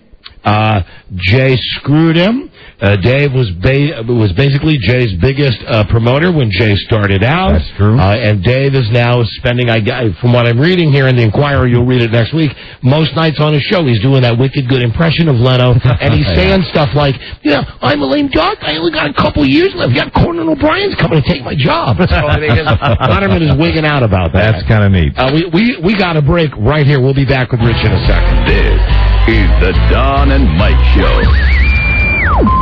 A bitter cold night. The Giants, with a victory against the Eagles tonight, could reduce the edge to a half a game. Not on camera now. We're in Philadelphia at Franklin Field. The score, the New York Football Giants 13, the Philadelphia Eagles 9. The Don and Mike Show. You are stupid, and they are not. The Don and Mike Show. Yep. Thank you, Dude Walker. I think Rich is on the phone now. Rich Eisen brought to you by Tower Records, Tower.com. No one has a bigger selection of music and movies you love. I just want to talk up to the vocal, that's all. Well, nobody does it like you. Just another 3 seconds. There you go. Now, from the NFL Network, every night at 7 and 10 on NFL Total Access, here's two-timer Rich Eisen. Hey, Rich. How you guys doing? So, Rich, coming into work today. Yeah. Get the call. Someone says, hey, your boy's hosting the Rome show. Yeah, I did the Rome show today. So That's all right. You know, it's not like we're going out or anything. So, are you saying I'm not allowed to do the Rome show? No, of course you're allowed to do the Rome show. Rich, you're allowed to do any radio show you want, and we're allowed to be jealous. And I just well, I mean, during the road show, the Rome show, somebody called in from Sacramento, said I enjoyed listening to you on the Don and Mike show. You go, aha! I kid you not, that happened. Let me just tell you that I'm very secure, and you do whatever you want. But I want you to know something. There's a guy named Jim Nance out there who we bumped off this show for you. Okay? Jim Nance, you bumped off the show? That's right. We had a 5-year relationship with Jim Nance. Yes. And I said, you know who's the new cute girl in school? Rich Eisen. You were so giddy and excited when we were going to have Rich on the show. And no. Yes. That can't be true. Yes, that's true. That's so true. Anyway, what I want to say is I barely could pick up the station here in D.C., but you sounded good on the Rome show. Thank you. I appreciate that. See if you can do half. It's fun. It's a challenging medium. See if you can do half as well in this 15 minutes. I will do my best. Okay. Before we start with all the stuff about football, are you going to talk about my sport at all with Mr. Eisen? I was about to say, straight up in front, congratulations on your Red Sox. Oh, man, what a week. I still am experiencing the hangover, and I certainly hope the team doesn't experience the hangover tomorrow night, because really... Yeah, you're not one of those Red Sox fans who are saying that the curse is reversed, are you? No, I'm not. You know what? It kind of is. I'm saying that it doesn't matter to you anymore. Well, I'll tell you, it is inevitably a less emotional experience to go into the World Series this time, based on what happened. I am delighted that they did that against the Yankees, but I also do believe in order to really go down in history, you have to win the World Series. No doubt. I think the bottom line is, if you take a look at it between a Red Sox and a Yankee fan, the Red Sox fan will always be able to look the Yankee fan in the face and say, 2004 LCS. And the Yankee fan at this point will be able to look back and say 1918. And we had that, Rich. That's creepy, because we had that exact discussion yesterday. Well, I said to a bunch of people, I said, whenever a Yankee fan, even with the World Series to come, whenever a Yankee fan looks you in the eye and says 1918, it's the opposite. I said, so you can always say 2004. Greatest collapse ever. Well, what you achieve right now is that a Red Sox victory, the Yankee fans will have no ammunition. Exactly. They'll have no retort, because the Yankee fan can always say, well, we got 26 World Series, but then the bottom line is 1918 would be out the window. Absolutely. That's gone, and at serious expense of the Yankee fan. So I wish you good luck and welcome you to the World Series, sir. Thank you, Rich. I appreciate it. Before Rich, isn't this the one weekend out of the year? It kills me. Is it not? Is this not the weekend there's not a Sunday night game? That's correct. Yeah. Yeah, that stinks. Yeah, the NFL abdicates its Sunday night stage. I've always felt that way. I'll always. Well, I mean, listen. I mean, what a day! This could be the greatest day in Boston sports history coming up on Sunday, because how many times have the Red Sox played a World Series game with the defending Super Bowl champion Patriots going for consecutive win number 21 in only the fourth game between two 5-0 undefeated teams in the history of the league? Okay, and if I'm not mistaken, toe meets ball at 4:15 Eastern, and the rubber meets the road in Fenway at 7:45 Eastern. 8:15, but that's 8:15. You got it covered, Rich. You got all this. What a day in Boston that's going to be. It is going to be. They ought to have to. Maybe ought to reschedule the marathon. Who knows? Before we run it Sunday morning. The Jets and the Patriots. That's the biggest game since when? Since the last time two undefeated teams faced each other this late in a season was 1973, when the 6-0 Vikings took on the 6-0 Los Angeles Rams. And it's only happened two other times in NFL history in which two undefeated teams that are undefeated with at least 5 wins faced each other. And you go back to like the early 20s, when I think it was like the Canton Bulldogs beat like the Buffalo All-Americans or something crazy like that. So this is a huge game. The other big thing that was on your show this week was Ricky Williams. This to me is nutty. And you guys treat it with a little reverence as well. What is his deal, Rich? Yeah. Really, what do you guys hear that is? His deal is, quite frankly, no one's going to say it publicly, but his deal is that he owes $8.6 million. And the deal is that somebody in the NFL, though, I think is going to have to give some leeway to this, because from what I understand, I don't know, this sort of stuff is above my head, that he could file for some form of bankruptcy in which all contracts become null and void, and then that's a way for him to get out of paying the $8 million. And I don't think, I think everybody wants something to happen here, that I think it does help this league to have Ricky Williams in it if he is running the football. You take a look at it could be an 0-7 Dolphins team on Monday Night Football, which is not what this league is looking for. Yeah, I forgot they're on Monday night, right? And so, this is not good for anybody. And I think it was just one of those, hey, let's get it all in a room and talk it out. But I don't think Ricky's going to get back in the league quickly by saying that there was a problem with his drug test. I think if the league had its druthers, I think the league would love to hear his guy come out and say, Ricky loves football, he wants to be back in, we're trying to get something done. But to talk about, that this drug test was done incorrectly, or was not appropriately done, such or a total shouldn't have been done. I mean, that's what his lawyer saying. We're not sure how the sample was collected. Yeah, but it's such a total contradiction for everything he's about. I mean, this is the guy that left because he said he wants to travel through Europe or whatever. Or he left because he didn't like what the offensive coordinator was doing, or who the offensive coordinator was, or he didn't want to get hurt. He was getting killed. He didn't want to run the ball 350 times. The coach didn't respect him. He wanted to smoke. There's just so many different things that he told the Miami Herald that it sort of stretches credulity for his lawyer to come back and say he's got the bug, it's bitten him, he wants to play as soon as possible. It's very difficult for you to believe that when he's got an $8.6 million order over his head to pay up. All right, then on the other side of the coin, a guy who loves playing football, who a lot of people say should stop playing football, is the great Jerry Rice, who was traded by Oakland to Seattle this week. How many balls would Jerry Rice catch this week? I think you'll see at least one, that's for sure, that there'll be more of a priority to get him the football, but he's also in a system that I think suits his talents better than what was going on in Oakland, and it's obvious that he wasn't welcome there anymore. I mean, it's just, there's no need to have the greatest of all time standing there on the sidelines with a problem. So I think it would serve everybody best to just get him up to Mike Holmgren, and a lot of people believe that the Seattle receiving corps will be helped out, that they have a serious core-wide disease of the dropsies. Well, especially Corey Robinson is the worst. So, I mean, maybe Jerry Rice can help with these guys. Now I'm going to make a nice segue here to go away from football.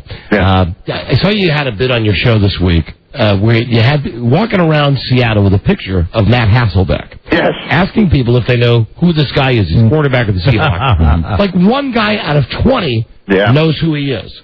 All right. Rich, also, when you're on the show, I see when you do the hookup with the players, when they're talking to you on JETS cam or whatever cam it is, that occasionally they will bring up follicle issues with you. With me, they always talk about I'm follicularly challenged. Yes. Now, listen. Are we going to be able to get the real skinny on what's going on with Rich's hair? I mean, I've noticed that. I mean, you must. Please, everybody wants to know. Yeah. Yes, well, you just got a haircut this week or last week. It appears. Not that you're watching closely. My God, are you a stalker or what? No, I watched the show. I watched the show. What did he announce at the beginning that he got a haircut or what? I mean, I'm not sure. Okay. If he's a real TV guy, don't they get a cut every week or something like that? No, but here's the thing. It's cut that way that I used to cut mine. It's cut that way that says I'm going bald. Jesus, you don't know. You're starting to really frighten me about this. But the bottom line is I do basically all I could do. That's all I could do. This is all I could do. You have to he's answering the question, though. But you have to watch the show to know that the players all bust his balls all the time. They do. They say. But I respect that. I take that as a gentle hazing that's as a sign of respect. That's right. I guess there's no other way to take it. You watch the show. I know you watch so passionately. I mean, but you are maybe 4 or 5 steps away from going through his garbage and stuff. It's starting to get a little scary here. It really is. It's starting. Just so you know, I just discarded my tin from my turkey. Let me just say this, Rich, if I could just say one thing. My sweet. Thank you. That's crazy. Very good. Okay. Real quick, one-word answers, because I know you guys hate it when you're done. Are the Chiefs done? No. Okay. How come Dante Culpepper throws 5 touchdowns every week and makes it look so easy? Oh, wow. He's got, he's in the perfect system. He's got one of the best receivers in the game, and the running backs are really doing their job. So he's not only got a perfect dump off to like the Ontario Smiths and Miwoldi Moores of the world, but it can actually keep a defense guessing whether or not he's throwing it. Well, he's just that good. He's locked in, right? What is he on pace for? I know that they have those. You had some stats before, like about the Patriots. Isn't he on pace to throw for 58 touchdowns? Wow. You know the guy. It's really not fair. There's a guy in our fantasy league, John Norman, that has him, and I mean. 1 week, Dante Culpepper is worth 50 points. I know. But that's the way it goes. There's always some guy every year with a hot hand, and John got lucky this time. And Rich, are you in a fantasy league? No, I'm not. There's a lot of that stuff going around here, but I'm not in one.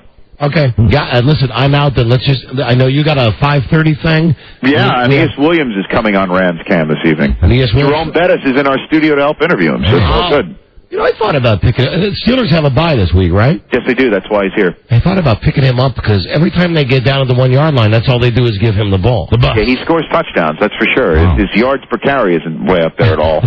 But still, 6 points is 6 points. He's also still the 6th leading rusher of all time, so he doesn't read too many more rushing yards in his career. And what's that Pittsburgh? He wants that ring at this point. Rich has been pretty spot on about that quarterback for Pittsburgh. Oh, Big Ben, right? I mean, you called that. Did I say that weeks ago? Yeah, you did. Yes, you did. That he's the real deal? Do you think he's going to? I mean, he can't perform at this level all year long. Who knows? Who knows? But I mean, Adam Schefter, one of our guys that we have on our show here, he pretty much hit it on the head that he's just going to raise the bar for so many players coming into this league in that position. Sort of in the same way when the Panthers and the Jaguars won when they finally came in, owners looked at their general managers and saying, how the hell are they doing it? And we're having trouble. So basically you got to look and say, how is this kid doing? He's just that special, I think. So he's that good. And he's in a system where he doesn't have to do it all. I mean, that defense and the running game helps him. Here's every guy, even a guy like Eli Manning. Do you think Giants fans are looking at him going, wait a minute, hold on. We traded everything to get this guy. Kurt Warner's playing. Well, listen, I mean, I don't think you can make that same analogy because if Tommy Maddox didn't have his arm bent 15 different ways, they might still be with him. Well, but if Tommy Maddox was in there, maybe Tommy Maddox would have played like crap like he did last year. Entirely possible, but it would have. I don't know how. You will never know how quick a trigger Bill Cowher was going to have, but. I mean, if you remember, Vinny Testaverde played so many games in the 2002 season before they finally went to Chad Pennington, and all of a sudden it's like, oh, geez, this is great. I mean, or you take a look at the greatest Jets-Patriots game in Patriot history that the Patriots ever lost, which I think, you'll agree, is when Mo Lewis crushed Drew Bledsoe on the sideline. Suddenly here comes Tom Brady, and now you got a dynasty. I love your passion. So you never know. You know what I'm saying? I mean, it certainly, unfortunately for Tommy Maddox, helped the Steelers to get Roethlisberger in there. I don't know if they would have gotten him in there to the point where if let's say Kurt Warner goes down this week against the Lions and Eli Manning comes in and goes 4-0, what's Tom Coughlin going to do? You tell me that we are not cut from the same swath. No, stop it. This man and I know he excites you when he talks like that. Where does that come from? No, listen, Rich, this is my bye week. Don't start thinking about it. This is my bye week. You'll have trouble sleeping at night if you start thinking about him. Let's go. Hey, now. Let's go to we have 3 games to pick, and we'll let you fly. All right, we got the battle of the undefeated, your Jets and Pats. It stops for the Patriots. I'll take the Jets. I'm going to agree with you. I like the Jets this week also. Well done. The Jaguars and Colts. God, that's in Indianapolis. Yeah, the Colts. Marvin Harrison will be huge. Mike? Yeah, at home, I like the Colts. I hate it when we agree on everything, but I agree with you. Okay, maybe you can split on the Cowboys and Packers. Boy, they both got to win. It's in Green Bay. I got to take the Packers. Mike? I will go with the Cowboys. I think the Cowboys are the deal. All right, there you go. Hey, now, Rich Eisen, NFL Total Access. It's every night at 7 and 10. Let me just say, farewell, my lovely. We'll see you next week, Rich. Sleep tight. Okay, thank you. That's nice. Bye. Bye-bye. That is... that's funny. My man. He gets it. I forgot he's a Yankee fan, too, right? My man. I think. Yeah, he does. Jets and Yankees. Yeah, New York yeah. Times. He's the real deal. Yeah, he's a lot of fun. That's Rich Eisen from the NFL Network, brought to you by Tower Records and Tower.com. I knew he was a Yankee fan when he brought up the curse in the first 5 minutes. Tower is your only source for music and movies. Tower Records, the best place to go and discover music, has been over 40 years. New this week on sale, Van Helsing with Hugh Jackman and Kate Beckinsale. Tower has the best magazine selection anywhere. Go online or find your local store at Tower.com. Tower Records, everything worth watching is here. That's the sale. Rich Eisen. NFL Total Access every night at 7 and 10 on the NFL Network. Please, for information, go to NFL.com. That's a sale. That's a sale? That's a sale. That's a sale. That's a sale. A sale. Go to the website, my sweet. See you there. Honey, who's that out by the trash? Now, that's just jockey. Now, I mentioned that this was the show where we're cramming everything in from this whole week. Mm-hmm. We have a phone scan coming up and a wonderful twist for the phone scan. Oh, exciting. Not only will someone be able to win a prize, when you hear that indicating it's the end of the phone scan, we're also today introducing the Lucky Japanese Alarm Clock. All right. Oh, I am thrilled at this. When the Lucky Japanese Alarm Clock goes off during the phone scan. Super terrific, happy, lucky alarm clock. That's right. Super terrific, happy, lucky Friday alarm clock. Super terrific, happy, lucky Friday alarm clock. Pleased to be listening. Now, it will do this incessantly during the phone scan. I'll have it down here at the corner. Right. Of the console, so you won't hear it all the time. At an absolutely undetermined time, it will do. I got to wait for it now. We've got it set to go off. You got to wait 10 more seconds. Mm-hmm. This is the winning. How much is that doggy in the window? Yeah. And incidentally, it's a little cat, and he's got his paw up in the good luck always. It's a Maneki Neko. Here we go, Mark. Good morning. Okay. Yes. Did you get that? All right. Let me set it for 10 seconds again. Okay. Now. It's the classic Maneki Neko beckoning cat for good luck always. Here we go. Hold on. Yes, Rob, the classic. Hold on. Here we go. Good morning. Good morning. Very cool.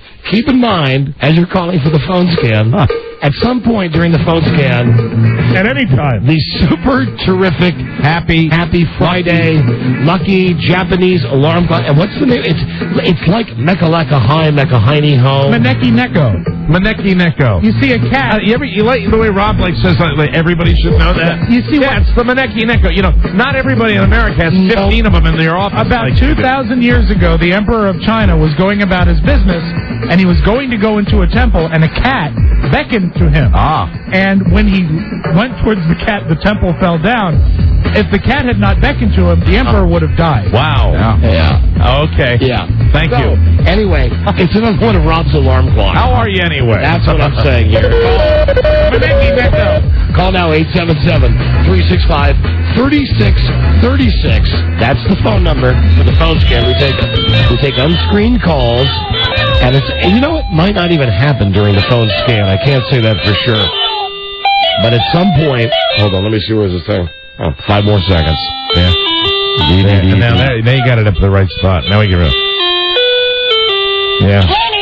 Good morning. Good morning. Good morning, Maneki Neko Echo. Isn't that nice? Maneko Wafer. This thing, which really does look like a Japanese cat. Yeah. It's the Endong department store. It was bought. I'm not kidding you. Well, my eyesight is bad. The Endong department store. VIENDONG. It's the Maneki Nekoist. It is. Department store. Turn it around to the side. We can all hear.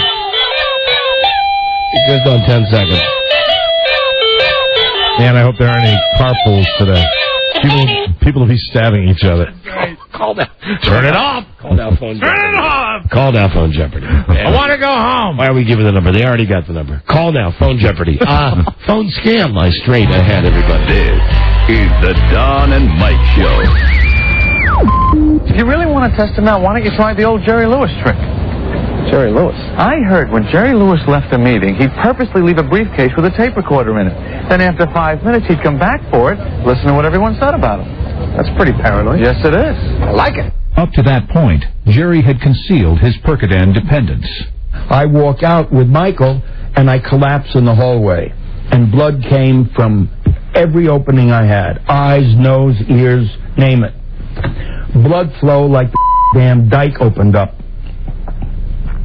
What had happened was that the Percodan was concealing the pain of a grapefruit ulcer. They had me in surgery like in 20 minutes. I was bleeding to death. The Don and Mike Show. Hello. Hi, Jerry. Many fancy them as eccentric. Don and Mike. All right. 877-365-3636. Anywhere in America and Canada. 800-636-1067. This is going to be going in the background. Yes. And you're not going to hear this. Well, I got to turn around so you can hear. It's going to be in the background. At some point in the next 10 minutes, and I don't know what it's set for, it's going to say, good morning. Good morning. Whoever we're on the phone with at that time wins a bonus super terrific Happy Friday Japanese prize. That is very, very exciting. Now, because we've got a program to go off sometime in the next 10 minutes, please to be enjoying the repertoire. It's not just how much is that knocking at the window. Small world. That's right. Every annoying goddamn song that you've ever heard. I bet a lot of those went up against the wall. There it is. So right, I'm ready to throw it against the wall now. So that's just going to be going right. in the back. It's set to go off at some point. Oops. Now, that was the buzz music. What's that? That was premature. Meow, meow. Meow, meow. And then this music, too. Yeah, right. Oh, my God. You're listening to A Clockwork Orange. We've got everything going at once right now. Let's get to the phone scan. Let's do.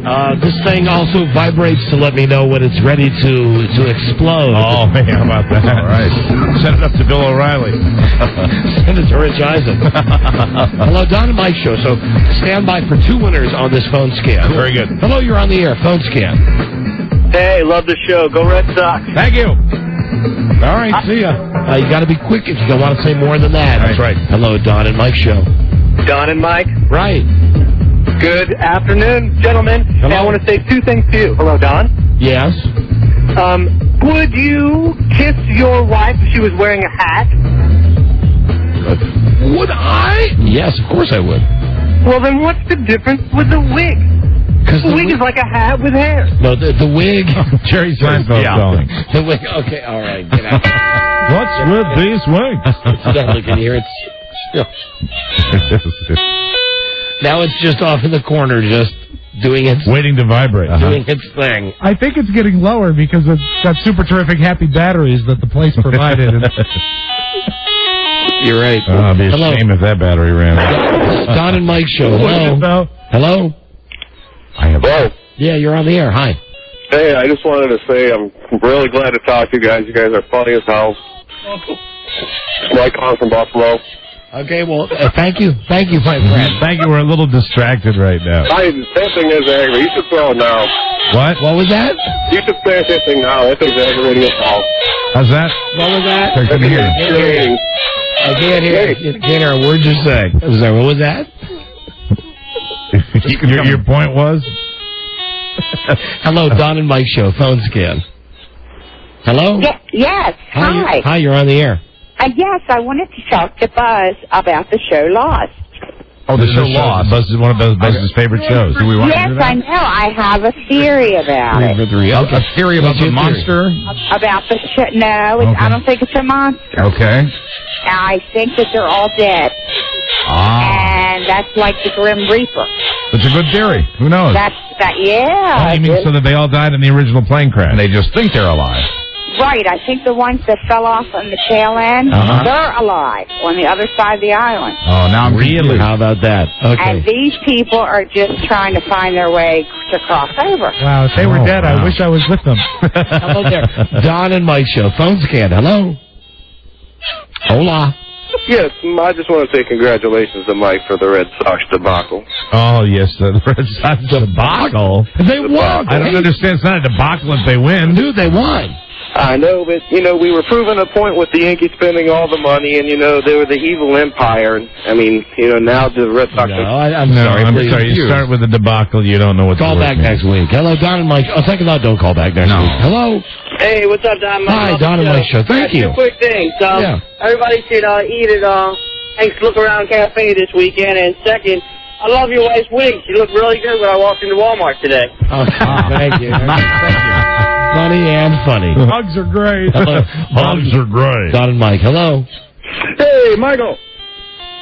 Michael. Hello? Are you speaking to me? Yes, I is. Yes, you is?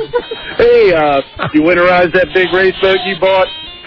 Did you winterize what? Oh, I don't like stalkers. You got a I got a stalker. What was he talking about? I asked him if I winterized my boat and gave pertinent information that would indicate he's been spying on me. Well, maybe he loves you the way I love Rich Eisen. I don't know. I haven't seen anybody going through my trash. Hello, Don and Mike Show.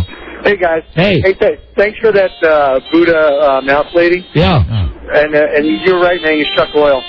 Yeah, she's wonderful. Yeah, right. No, she's going to be a regular.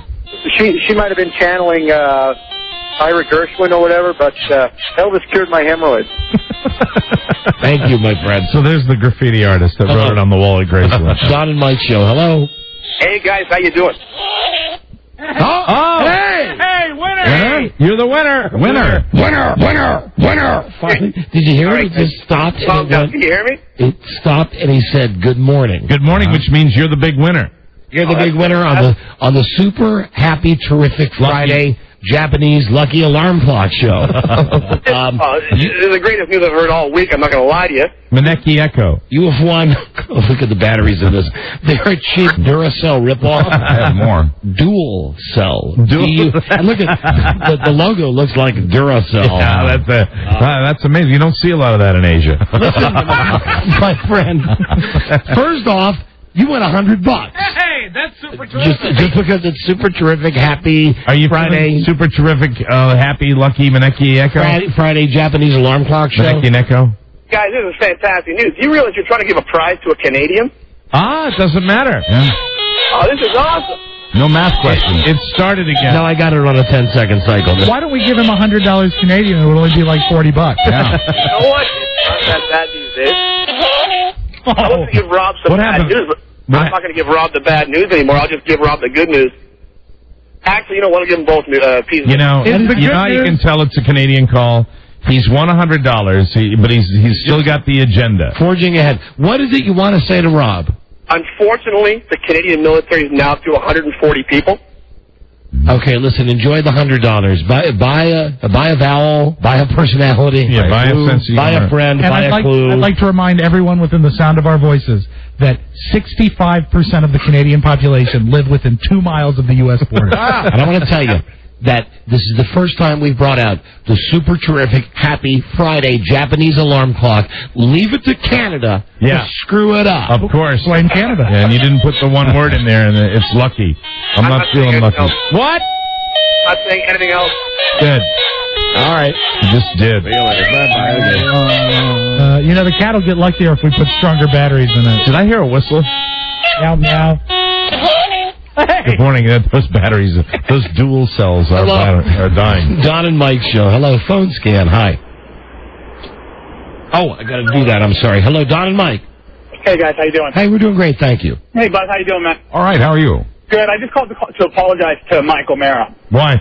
Well, because I made myself to a radio, Game 1, Game 2, Game 3, at 3 o'clock so I could hear how depressed you would be when my Yankees beat you guys. Right. And then yesterday when you finally beat us, I could not listen to the beginning of the show because I was just heartbroken. Oh. Okay, whatever. And I've been doing it for years. All right, whatever. Hi, Joe. I enjoy saying that to Yankees. Joe. I've just been told via the instant messaging that my dog is afraid of Maneki Neko Happy Cat. Oh, Tracy wrote you that? Yeah, they're listening, and apparently the dog tilted its head at the radio, barked at it, and ran out of the room and won't come back in. I wonder if this is happening with similar canine experiences around our listening area.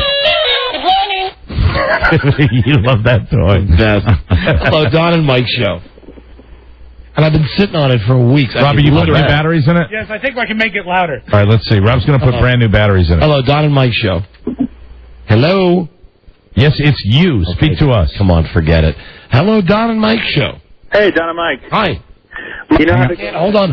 Hold on. You can't say that word. Can't use that word. But I will take your comeback. Go ahead. You know how they say that 26-0? Yeah. Last time I checked, we've won 5 World Series. So that just exposes their idiocy as fans. Yeah, technically, even though it was prior to 1918, 5 world titles for us, too. New batteries. You know what's amazing about these batteries? They're lighter than other fake batteries. ones? Yeah. They're much lighter. Good morning. It's much better. It sounds a lot better. Hello there. It's a super terrific Happy Friday show. It's a terrific Happy Lucky Friday. Half of these batteries have been made in China. Don and Mike show. Hello. Hello. Hello, you're on the air. Go ahead. Hi, what about that didn't you get? Hello, you're on the air. Are you talking to me this time? No, I'm talking to somebody else. Hello Sorry. there. I'm talking to somebody else. Our mistake. Hello, Don and Mike show. Don and Mike. Right. Make me laugh. No, we're not doing that now, sir. No, come on. No, you make me laugh. Okay. Oh, we are now. Are you making a statement, or are you asking us to make you laugh? I'm politely making a statement. A request. All right, make Don it and Mike. laugh. All right, find a mirror, look into it, and say, you're smart. But hold on a second. You want That to would be lying. That would be lying. You want to laugh? Give it 10 seconds and buckle your seatbelt. You're on a trip to hilarity. Good morning. There we go. Hey. You give us 10 seconds. Hello, Don and Mike show. Don and Mike. Yeah, hi. I want to say 2 things about Pulp Fiction when you guys were talking about earlier. Yes, sir. On the DVD, it has trivial to the whole movie. Trivial. Let me rephrase your sentence. On the DVD, it has trivial to the whole movie. You know what game I love playing? Trivia Pursuit. Yeah. I move for immediate disqualification of this caller because he just doesn't use the language very well. Rob, it's Super Happy Friday. Man. Yeah, Super Happy Friday. We'll give him a free Only if the pass. alarm goes, hey! Super terrific Happy Friday. He got the super terrific. You want to try again, sir? Okay. All right, go ahead. Go ahead. Nah, I can't do it. we didn't think so. That's good fun. Hello, Don and Mike show. I like it when callers just give up. Yeah. That's wonderful. That's great. Good evening, gentlemen. Hi there, you're on the air. Good evening, gentlemen. Right. You said that already. Said that. Oh, I'm sorry. Mike, I have a question for you. I won't be able to answer it. What will be your reason for living if the Red Sox win the World Series? Well, I can answer that. Question. I believe he's looking at him right now. Yes. Your reason for living. Donnie with an eye. And right back at you. Absolutely. We live for each other. And followed closely by the man who's on the phone. Mm-hmm. You, sir. Hello. The listener. Don and Mike show. D. Hello. Listener. Hello. Hi, does Mike still have that bet with Rob A for the hair? Yeah. Rob has grown his hair. It's not even. It's not even a bet. Let me just clarify for anybody who doesn't know. Rob hasn't had a haircut for a couple of weeks. Mike is going to pay Rob. Rob is actually turning a trick for me. Rob is going to not get a haircut from now until the week before Christmas. Well, actually, Mike said it was open-ended, so I'd like to not get my haircut until I can afford an RCA 44D microphone. Can I ask you a question, Rob? Yes, shoot, sir. Are you going to paint your bald spot? Wow. Hey, hello there. Don and Mike show. I should have Don and Mike, Gary from Post Falls, Idaho. Gary, hold on. We need some super happy, terrific Friday. Sure do. You know, whenever there's a slow moment in the show, like someone did that paint your bald spot. And the great thing is, you're always 10 seconds away from good morning. Good morning. Hello? No, Hey, jerk face. We got your phone number. Don't drop the F-bomb. What kind of moron are you? Are they all gone now? The kind that makes all the calls go They're away. all out because we had 2 of them and one, and both of them involved the Red Sox. Dumb Yankee fans. I know what would really make the delay come back quickly. Let's not talk and just listen to it.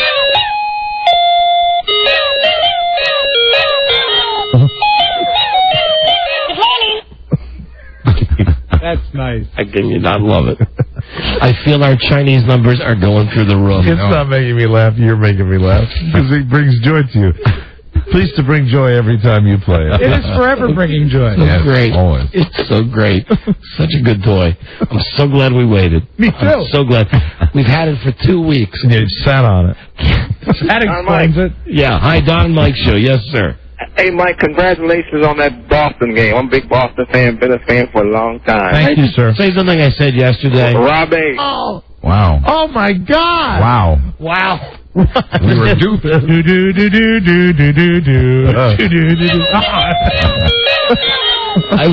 to give the caller some phone etiquette, but as it turns out, he was just trying to say his thing about fingers. And good morning. I think it's nice that he used to like me, though. Don and Mark Show. Mike, I'd like to congratulate you also on the Red Sox victory. Okay. Now, if I could say what I was going to say to the last guy, we mentioned this yesterday, and I mean no disrespect to Mike, who's my best buddy. Oh, Mike. Mike don't play for the Red Sox. You know, Mike's a fan of the Red Sox. And no, I played for them in the 1970s. You remember? You are goofy tired. No, I'm not. No, I'm wide awake today. Do not peel that battery open. You are taking apart that cheap Japanese battery. Don't do that, Mike. You're gonna end up like Dennis Murphy. Don't do that. Here you go. You can have that. No, Mike, thank you. You hold on to that. Children of the little Mike. I know it's scary. Don't open up You think I'm put? Oh, look, this came off. a battery that didn't even come from this country. Came from China. It's a ripoff. It's a Duracell ripoff. Spray some sort of nuclear soy sauce on We will bring good batteries to you from China. We can bring them at good cost. Congratulations on your victory. Thanks so much, Don. I appreciate it. You know, I feel awkward when people say that too, but I've just you know what you did I yesterday? began to accept them. I really have. I didn't even mention this. Yes. Yeah, this is funny. I don't know if you even knew that you did this. What's that? Yesterday, Todd Hughes, came into our office. Now, we had really great ratings earlier this week. #1 ratings. We said thank you to our listeners for that. Todd Hughes had not seen Mike since the ratings came out. And there was some bonus money that was involved because our ratings were good. He came in and said to Mike, "Hey, haven't seen you. I want to say congratulations, outstanding job." Mike said, "Yeah, that was a hell of a game last night." Kind of shows you where my priorities You did not even know that Hughes was telling you, way to go for the good rating. No, it didn't matter. It was the same day. Priorities. It didn't matter. Well, thank you. Congratulations. Thank you, Don. Congratulations. Thank you. Good morning. Good morning. Good morning. Hello. Don and Mike Show. Hello. Oh, I got to turn that up. Hello. Spotty. Hey, thank you for waiting. You're on the air. Hi. Hey, I just wanted to know that my wife called me and she said that you're driving my dog crazy with that thing. Yes, all the dogs. So can you play it again? He wants to torture his wife. Thank you. Hello, Don and Mike Show. Hello. Don and Mike, is it open line Friday? Get out of here. Hello, Don and Mike Show. Phone scan. Hello. Yes, I'd like to tell a joke on your super happy, terrific Friday. Nope, sorry. Not unless you're willing to offer up your phone number if we don't laugh. I am definitely willing. They always are. Yeah, they always are. Isn't that amazing? Well, this one's actually good, though. They have faith in their jokes. They always say that. Hold on a moment, please. Okay. Got it, Robbie? Rob? He's jotting it down. Okay. Oh, hold on. Rob, you need a moment? Yes, please. Here's a brief musical timeout.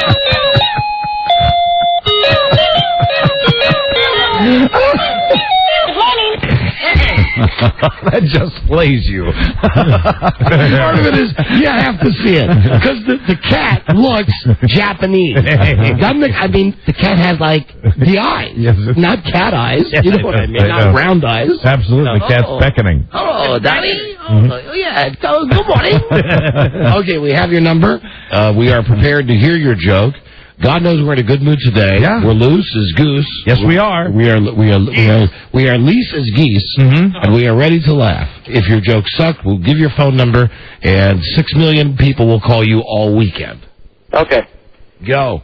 Why is the Don and Mike Show just like leftover pizza? Why? Because it's always better the second time, and if you hang around long enough, something will grow on you. Right, listen, call this idiot all weekend. Really, especially those of you listening to us on the West Coast. Area code 540-226-9556. Again, 540 226-9556. I wish you a super terrific, happy, lots of calls in the middle of the night. Fine effort. Have a nice weekend. Okay. Yeah. Pound Okay. sand. But night rates don't apply on the weekend, but I urge you to call late at night. Goodbye, Mr. Toole. Hello, Don and Mike Show. Hello. Hi, you're on the air. Okay, let's try that again. I said Don and Mike Show. You said hello, and then I said you're on the air, and now you're saying nothing. Guys, if you have seen the Burger King commercial. Would everybody please get a phone that works on Friday? Please. Yeah, you gotta play it again. I'm going to be forced to get two of them going at once now. Two. Hello there. Don and Mike Show. Hi. Don and Mike. Yes. I want to win one of those alarm clocks. How do I do it?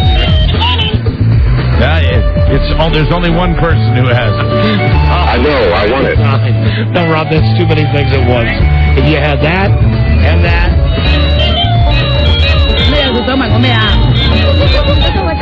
Like a video game arcade. Jesus. I know. It's great. What do you want? I want that alarm clock. Oh, get out of here. Forget it. Hello, Don and Mike Show. Hey, how's it going? What's going on, man? It's going great. What can we do for you? I just wanted to say hello there, and I also wanted to say, how are you doing? How are you doing? May I point out now we are into the 7 o'clock hour. We officially started the week. Don and Mike, hello. Hey, Don and Mike, Radio God. Howdy. Now, for real, you're the last person. Can you do me a big thrill and talk that lovely music up like it were top 40? It starts cold, sir. It's a 0-0 start. I believe if I time it correctly, I can talk all the way up to good morning. There it is. Good morning. Anything. Listen, my friend. Awesome. You are the last person on the phone scan. What is your name? All right, that was a hard question. I understand. Maybe you should rephrase it. Do you have a name, sir?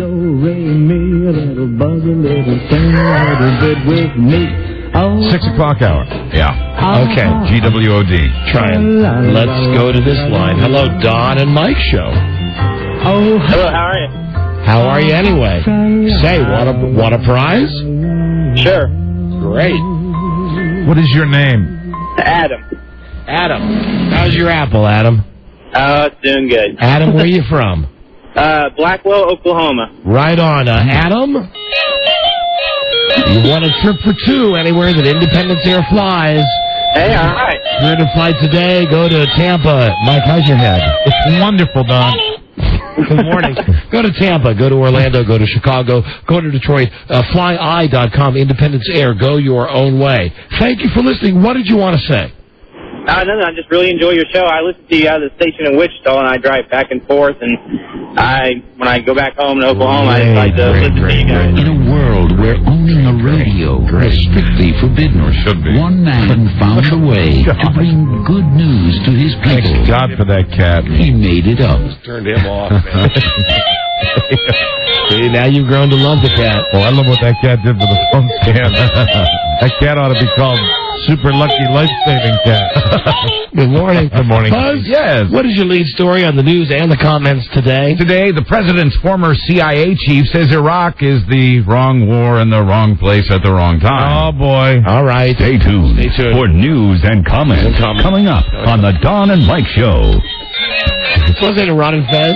If you want some radio dynamite tonight, Yeah, right. Get one of these. you know, I want to say, it'll be in Rob's office. If you want, buy some batteries. If you want 4 hours of guaranteed golden radio, It'll be over there if you need it. Yes. I'll drink to that. Stay tuned, everybody, for the news and the comments. Did we already do that? No. Well, No, we didn't. Recued. Did It was we play flashing. it? Did we play it? I don't think so. I don't think we did. we played In a World. We didn't play Stay Tuned. Stay tuned, Stay tuned for news and comments coming up on the Don and Mike Show. See, Robbie, now you're supposed to... You know what? You're such a bad guy. You didn't have that tape. Listen to this. You're rewarding him. Yeah, that's not punishment for Rob. I'm punishing him. He hates this. I can tell. He hates this like I do. Good morning. Good morning. There we go. Anyway, that was very Lucky. professional.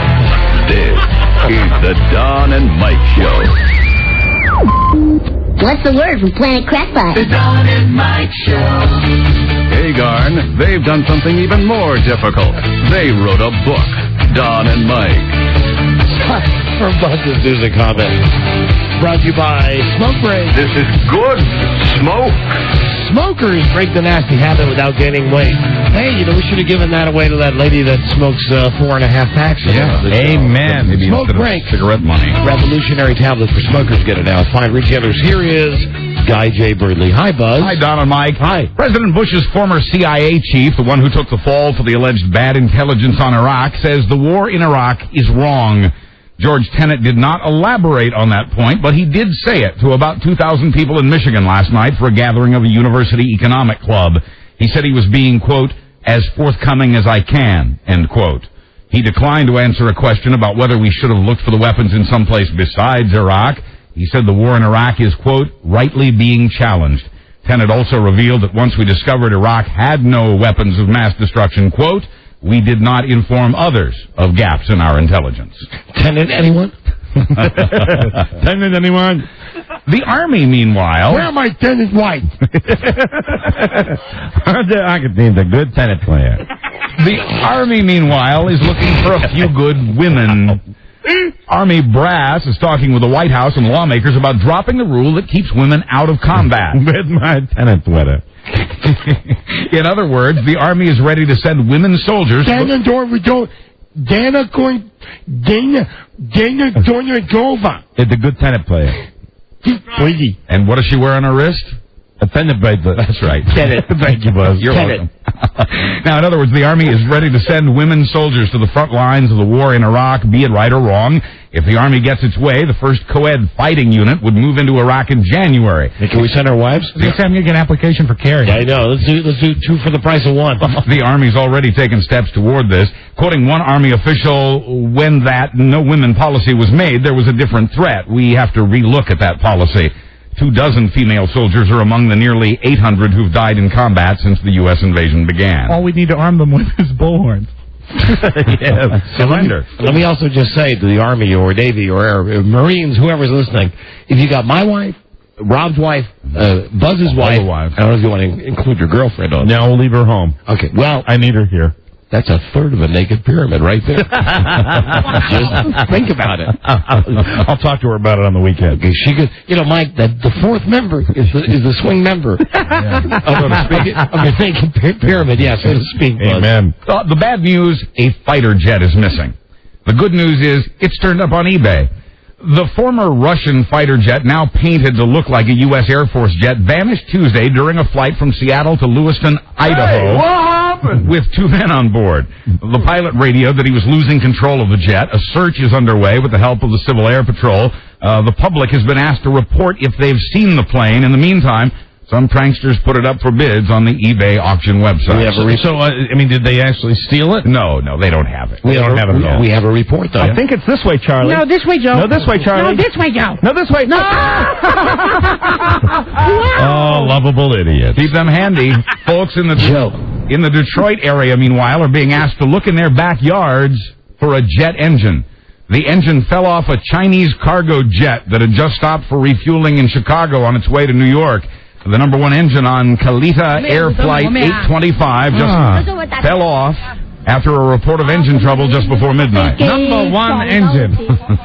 Oh, you know what? I was going to mention. Is he going to get it again? Yeah, I'm just trying to fill time. You couldn't do it. The disciplinarian during the commercial break. What? Well, but who mentioned China? My fault. You brought it up. The plane made a safe landing in Detroit. Nobody got hurt, but the engine is still missing. Quoting one official, we've heard it landed in Lake Michigan, but we don't know that for a fact. Speaking of China, so the public's been asked to help look for the engine. Hey, Buzz. The Chinese engine. Alarm clock. Good morning. Good morning to you. Good morning. And today we're also investigating... That's a funny Japanese cat. It sure is. That's one funny cat. Today they're investigating the discovery of a body on an American airline flight from Miami to Detroit. A worker found the man in a wheel well after the passenger... Hello? Not that man. But after the passengers had deplaned, officials say he's apparently a stowaway, but they're still trying to piece together his identification. Don't those wheel well stowaways go about 50-50? I mean, about half of them live? Yeah, it's very cold. Yeah, very cold. A court has ruled that the package delivery service known as UPS is violating the Americans with Disabilities Act for refusing to hire deaf people as drivers. What? The court says the company failed Tenant bracelet. Tenant. The court says the company failed to prove that deaf drivers have a higher accident rate. Well, I guess they can now. The package is here. UPS says it will probably appeal the court ruling. Hello. I didn't hear you. Hello. Sign here, please. What compounded for you? California Governor Arnold Schwarzenegger, meanwhile, is refusing to apologize for a comment he made last week. He said Indian gaming tribes are ripping off the state of California. Hi, this is Arnold Schwarzenegger. Here we go. Here we go, Yeah, Arnold. it begins. Yeah, Yes. let it start now. Remember, it started now. The cleansing begins. In a news conference today, Schwarzenegger made his position clear, quote, "Read my lips. The Indian gaming tribes with Proposition 70 are trying to rip off California." There we go. They're not like us. Hi, this is Arnold Schwarzenegger. This scene with the enlargement of the press was fantastic. And he doesn't like the Indian ripping off. The Proposition 70 feels that the Indian gaming tribes are trying to rip off the state. Right. I'm Johnny on the spot today. Turn on the cob is irresistible, especially at Safeway's low prices. This week we got Washington grown, Canada #1 corn on the cob. Value priced at 3 cobs for 88 cents. Doing it right.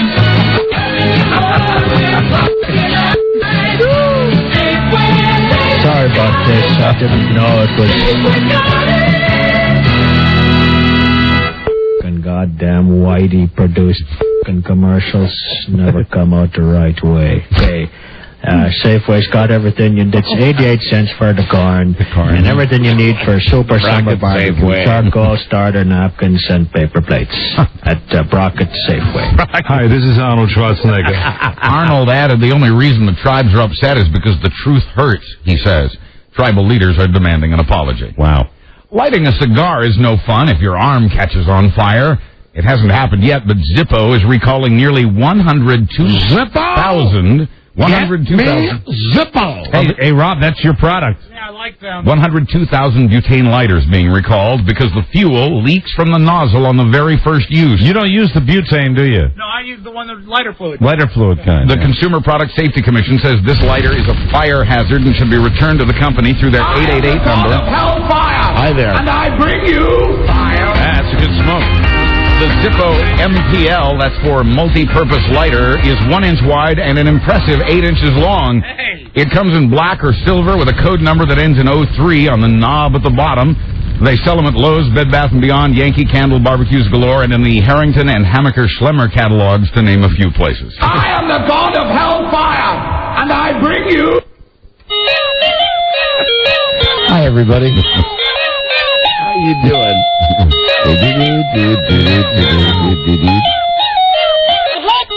Oh?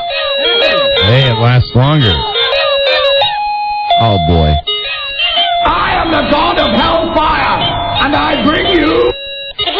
Nicely done. Got it. Good timing. Really, put it away this time. Yeah, okay. Yeah, seriously, for good. Really? We're done with it now. I'll put it away. No. He'll treat it like a real cat. I will. Each music radio station plays a box of records, as Don calls them, a list of songs put together by the station's program and music directors. Hi there, bros. Hi. How you doing? Hi, DJ. Hello. Music. But who decides the list of songs they choose from? Retards. Well, that would be the record companies who want their songs on the air, so you'll buy them for your very own. All this is about the payola, right? To what lengths will the record companies go to make this happen? Well, there was a time they went to blatantly illegal lengths, which was followed by investigations and the invention. Hello, this is Scott Shannon. And the invention of the word payola. Hello, this is Scott Shannon. We're getting some kind of CB interference today. I don't understand that. Shannon in the morning. Whenever you mention payola, Shannon in the morning. After the investigations, the record companies relied on go-betweens known as record promoters. So what are these record promoters up to, if anything? That's what the New York State Attorney General wants to know. Shannon in the morning. morning. If he's as dogged on this as he was with the people who broker insurance and stocks and mutual funds, look out, record industry. Elliot Spitzer says he has his eye on the industry's methods. There he is being dogged. Yeah. The industry's methods of influencing radio stations' playlists. More than that, he's slapped subpoenas on Warner, Universal, Sony BMG, the EMI Group, and other companies. Apparently, the middlemen record promoters paid stations $100,000 a year or more, not to play their songs, they say, but to subscribe to advanced copies of the radio station's playlist. Otherwise, I like the way you winked when you said that. Otherwise, impossible to come by. Right. This is not something that's been going on forever. I mean, if anything, the money's better now. Exactly. Right. Christ, I wish we were playing records. I'd take the money. I took it back in the day. I mean, who didn't? Although, I think I've told this before, I didn't get cash. Not cash, no. I would always 70s and 80s. I would always get either, a recreational product. Something I could use. Product. Or I'd get a trip somewhere. I'd get a gold record, or I'd get a satin jacket. Yeah. Fabulous merchandise. Back in the old days, the swag was flowing. The go-go 80s. The go-go 80s. But if a record really sucked, you wouldn't have to play it for that long. Right. In the morning. Hello. Just long enough to cover the gift. Thank you. Buzz, you speak like you also know this time I'm talking about. I say I never worked in music. I always did news, but it was always going on around me. There you go. Yeah, there you go. Keep that nose clean. That's right. Attaboy. And keep quiet. Electric Avenue, I almost got a motorcycle. We had to give it away. I almost got it for myself. Almost. I really did. Almost. Yeah, thanks, Tommy. Some parents in Omaha are raising a stink about a teacher they say sprayed their kids with Febreze deodorizer, made for fabrics like curtains, upholstery, and carpeting. School officials say they'd investigated and determined the teacher did not spray the product directly on the students. The first message is... Hey, Rob. Robert Mailman. One of the victims. The teacher was not disciplined, but parents with kids at the Betts Elementary School say the teacher... Little Bobby. Bobby Mailman. You like Cosby, when they do the Cosby like the grown-up, they make them just a smaller version of the grown-up? Yeah, like Little Bobby Mailman. Little Bobby Mailman. Parents with kids at the Betts Elementary School... to be sprayed with Febreze. Bobby Mailman. They say that the teacher did spray their children directly, one of them in the face, telling them that they stink, that they smell foul. This is what the teacher allegedly did. So the principal looked into it personally and determined that the teacher had sprayed the kids and did tell them they stank. The principal took away the teacher's Febreze and then banned it from the school. The parents want the teacher fired, and they've started a petition. Soon it'll be up to the school board there. Little Bobby Mailman. In Delaware, meanwhile, a school bus driver has been arrested after showing nude photos of her boyfriend to a couple of boys on the bus. Oh, dear. The 21-year-old female driver had these photos on her digital phone. She reportedly asked a couple of the boys on the bus, ages 15 and 17, if they'd like to see a picture of her boyfriend. Well, let me just say. They said yes, and then bam. Yeah, 15 and 17. That ain't not the. What are you doing? Defending the bus It's driver? improper behavior. I'm saying it's not like if she did it like with 4 and 5-year-olds. I know, but it's still a little hinky, 17, Here, 15. come on over and look at my naked boyfriend who posed for I don't me. think boys necessarily want to see that. I don't think she's driving the bus, so to speak. There's one kid who really stinks on that bus, though. The first message is, hey, Rob. Robert Mailman.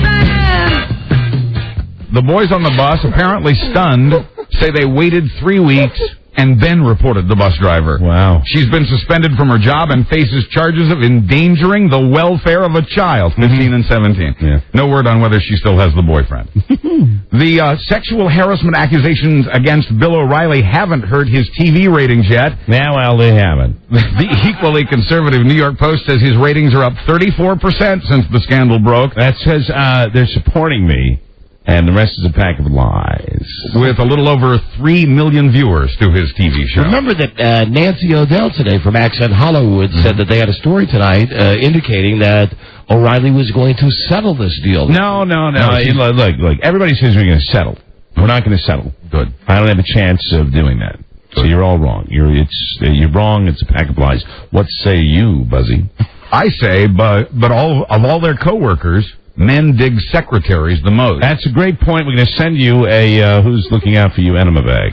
I look forward to that. Thank you, Buzzy.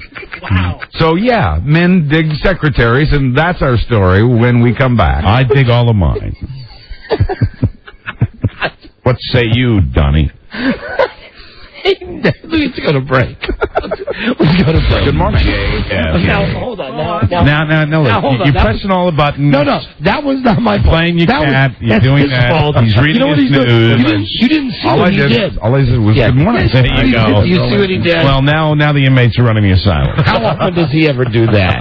Not nearly enough. How could I not hit the wrong button? Okay, thank you, Rob, for leaning over and showing me which button, number 3. Thank you, Rob. I realize. Thank you, Bill. Number 3. What say you, Robbie? Number 5. Number 6. First message is, hey, Rob, this is Robert the Mailman. Breeze.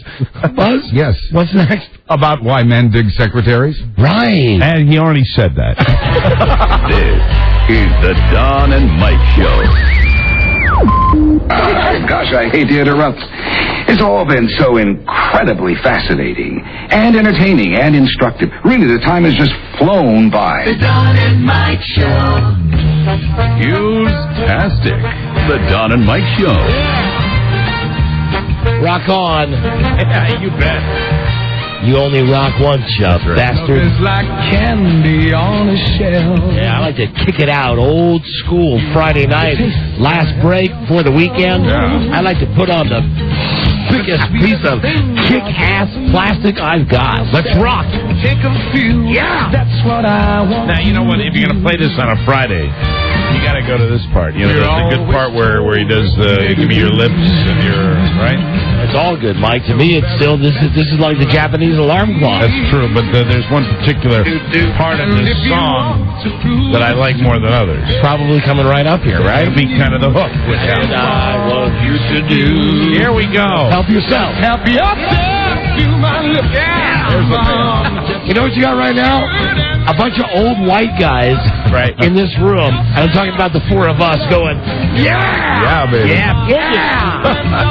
Yeah! Tom Jones. That's sad. Yeah. That's so pathetic. I wonder if Rich Eisen likes that song. My sweet. He will. My sweet. My Japanese alarm clock. Good morning. Keep it away from him. Hi, Buzz. Hi, Don and Mike. And yes, of all their coworkers, men like secretaries the most. A new survey of 1,000 men found... Secretary. Exactly. Found that the men find secretaries the sexiest people in the workplace. I want to say hi to Colette. What's happening, baby? Now, would she be a secretary or a receptionist? She's a director of first impressions. That's what she is. Not a secretary. 6 out of 10 men admitted practicing their flirting skills on secretaries. Hello, baby. Now, the women in marketing came next, followed by the saleswomen, followed by the women in human resources. The women in accounting got the lowest rating. Yeah. 1 in 3 men says he goes to the secretary for advice on love and sex and to talk about his personal life. Buzz, yes? You caught us on a rare day. Yes, you know, it's Friday. There's the radio show that's going on, then there's the show that's happening during the little private show going in here. Then there's a third show that's happening. A pantomime show. Yes, it is. Goddamn funny. Yeah. And girls do make passes. Now, come on. I'm sorry. No. See, you're just playing too. I'll stop. No, don't stop. Girls do make passes at boys who wear glasses so long as their computer's broken and he knows how to fix it. In New York, a 34-year-old systems engineer named Ray posted an ad online offering to fix female-owned computers in exchange for sex. I met a beautiful lady in Chicago. Girls that make passes at boys who wear glasses, especially if they have cute little eyes. Hi, Bill. Hi, Don. 2 hours of labor for every happy ending, according to the computer magazine Sync. Ray says he's gotten a lot of takers. He says he will fix guys' computers, but only for cash. Fat people looking to have children may be facing a fat chance. If anybody wants to know that in the transcript, my last response to the last story was, I just realized that. I love to dazzle you that way. That was my dazzled reaction. How many would be on the end of that H? Was that a 3-emmer, a 4-emmer? 2-emmer. 2 M's, yeah. Maybe even 1. It was kind of a No, it's got to be at least 2. That's like a 10, Emmer. A new study says overweight men and women have more trouble conceiving naturally than people. Do not drink any alcoholic beverages. Did you ever suck the jelly out of a jelly donut and then fill it with chocolate swirl ice cream? Do not eat bread. Do not eat bananas, grapes, watermelon, Give her or a little anything more than you can other normally than give her, grapefruit please. or cantaloupe. Do not eat spaghetti or macaroni of any kind. You got it all the way. Do not eat pizza. Do not eat popcorn, potato chips, or pretzels. Do not eat puddings or custard. Yes. Do not eat ice cream, frozen custard, or frozen yogurt. Yes. Do not eat cookies, pies, cakes, pancakes, waffles, or any baked goods. Do not eat chocolate, caramel, fudge, nougat, nuts. Right there, Mike. Nougat is where it fades out, so it's like to the label Thank for you so much. The only, just so you know from now on, the only part I like to hear is, do not eat pizza. Do not eat pizza. But I like it all the way to nougat. Nougat. The study says a person can also, however, be too thin to conceive. The latest data shows that overweight men are more likely... Good heavens, no. Yes, more likely to have poor sperm quality.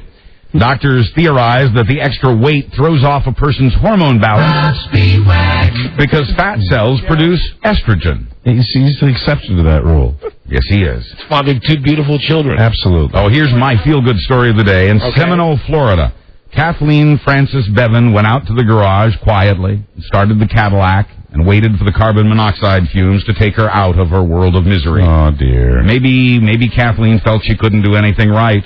Goodbye, my sweet. Maybe she couldn't. Oh, she succeeded in taking her own life, all right, but the fumes leaked into the house and also took her husband. Depending on your beliefs, he could be waiting for her on the other side. Boy, is he upset.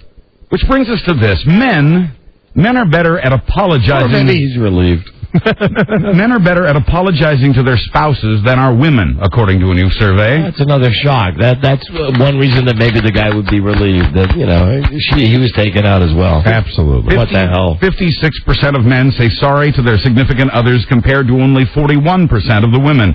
As for the things men are sorry about, 22% feel guilty about drinking from the milk carton, 30% regret throwing their laundry on the floor, only 10% of women feel guilty about the milk carton, only 6% for the laundry. The survey shows that women are more inclined to apologize to their children than they are to their spouses. We're a stranger on the street. Because I'm not one of your fans. You know what I got this morning? What? We got that. I didn't get that. Trust me. Bowl of cornflakes? That happened, yes. Cornflakes. Here's the deal. We've got a system now, a very defined system of barriers to keep the dogs out of certain rooms. Because they're like crapping in the house. So we've got this barrier that protects the living room. However, my room, where the TV is and stuff, has got a door that I left open. So this morning I come downstairs, I'm doing my stuff, I'm getting my coffee. I come out of my room and she says, "Oh, you've got dog crap on your shoe." I said, "Oh, these dogs." I went outside to scrape my shoes. I can't believe they took another crap in the house. And she said to me, "I can't believe that I've not trained you well enough, that you don't know enough to shut the door. We have the barriers up to keep the dogs out of the room, and you leave the door open." And you know what I said, because I'm a dope, just like in the survey? I'm sorry. Yeah, right. Stupid.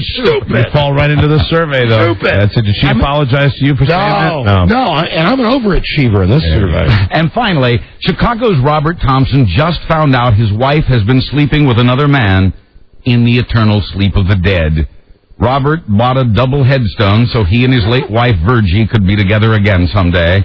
So imagine his surprise to find another man buried there next to Virgie. Quoting a cemetery spokesman, "We goofed." I'm Buzz Burbank on the Don and Mike Show. Thank you, Buzz. No. That's it. We got to go, Mike. Thank you, Nancy O'Dell from Access Hollywood, AccessHollywood.com. Rich Eisen today on the show. NFL Total Access. Go to NFL.com. That's Ron and Fez coming up next. WJFK, Live 105, and the Buzz in Tampa Bay. Hey, Mike, let's go Red Sox this weekend. Although I have no malice for anybody in St. Louis, and it's not the same deal, you are the enemy until the end of the World Series. Have a great, safe weekend, everybody. Love you, Frida. Love you, Bart. We'll be back Monday with more of this junk. Good day to you, sir. Good day to you, my sweet. Good day to you, sir. Good day to you, sir. You are super happy and terrific. I will see you at Strike the Fest, man. My brain stops thinking. God, you're getting them all in tonight. Good night, Robert. Till we meet again, this is Sammy Davis Jr. saying, be kind, be nice, and I hope the next performer has the pleasure of having as nice an audience as you've been tonight. And let me leave you swinging.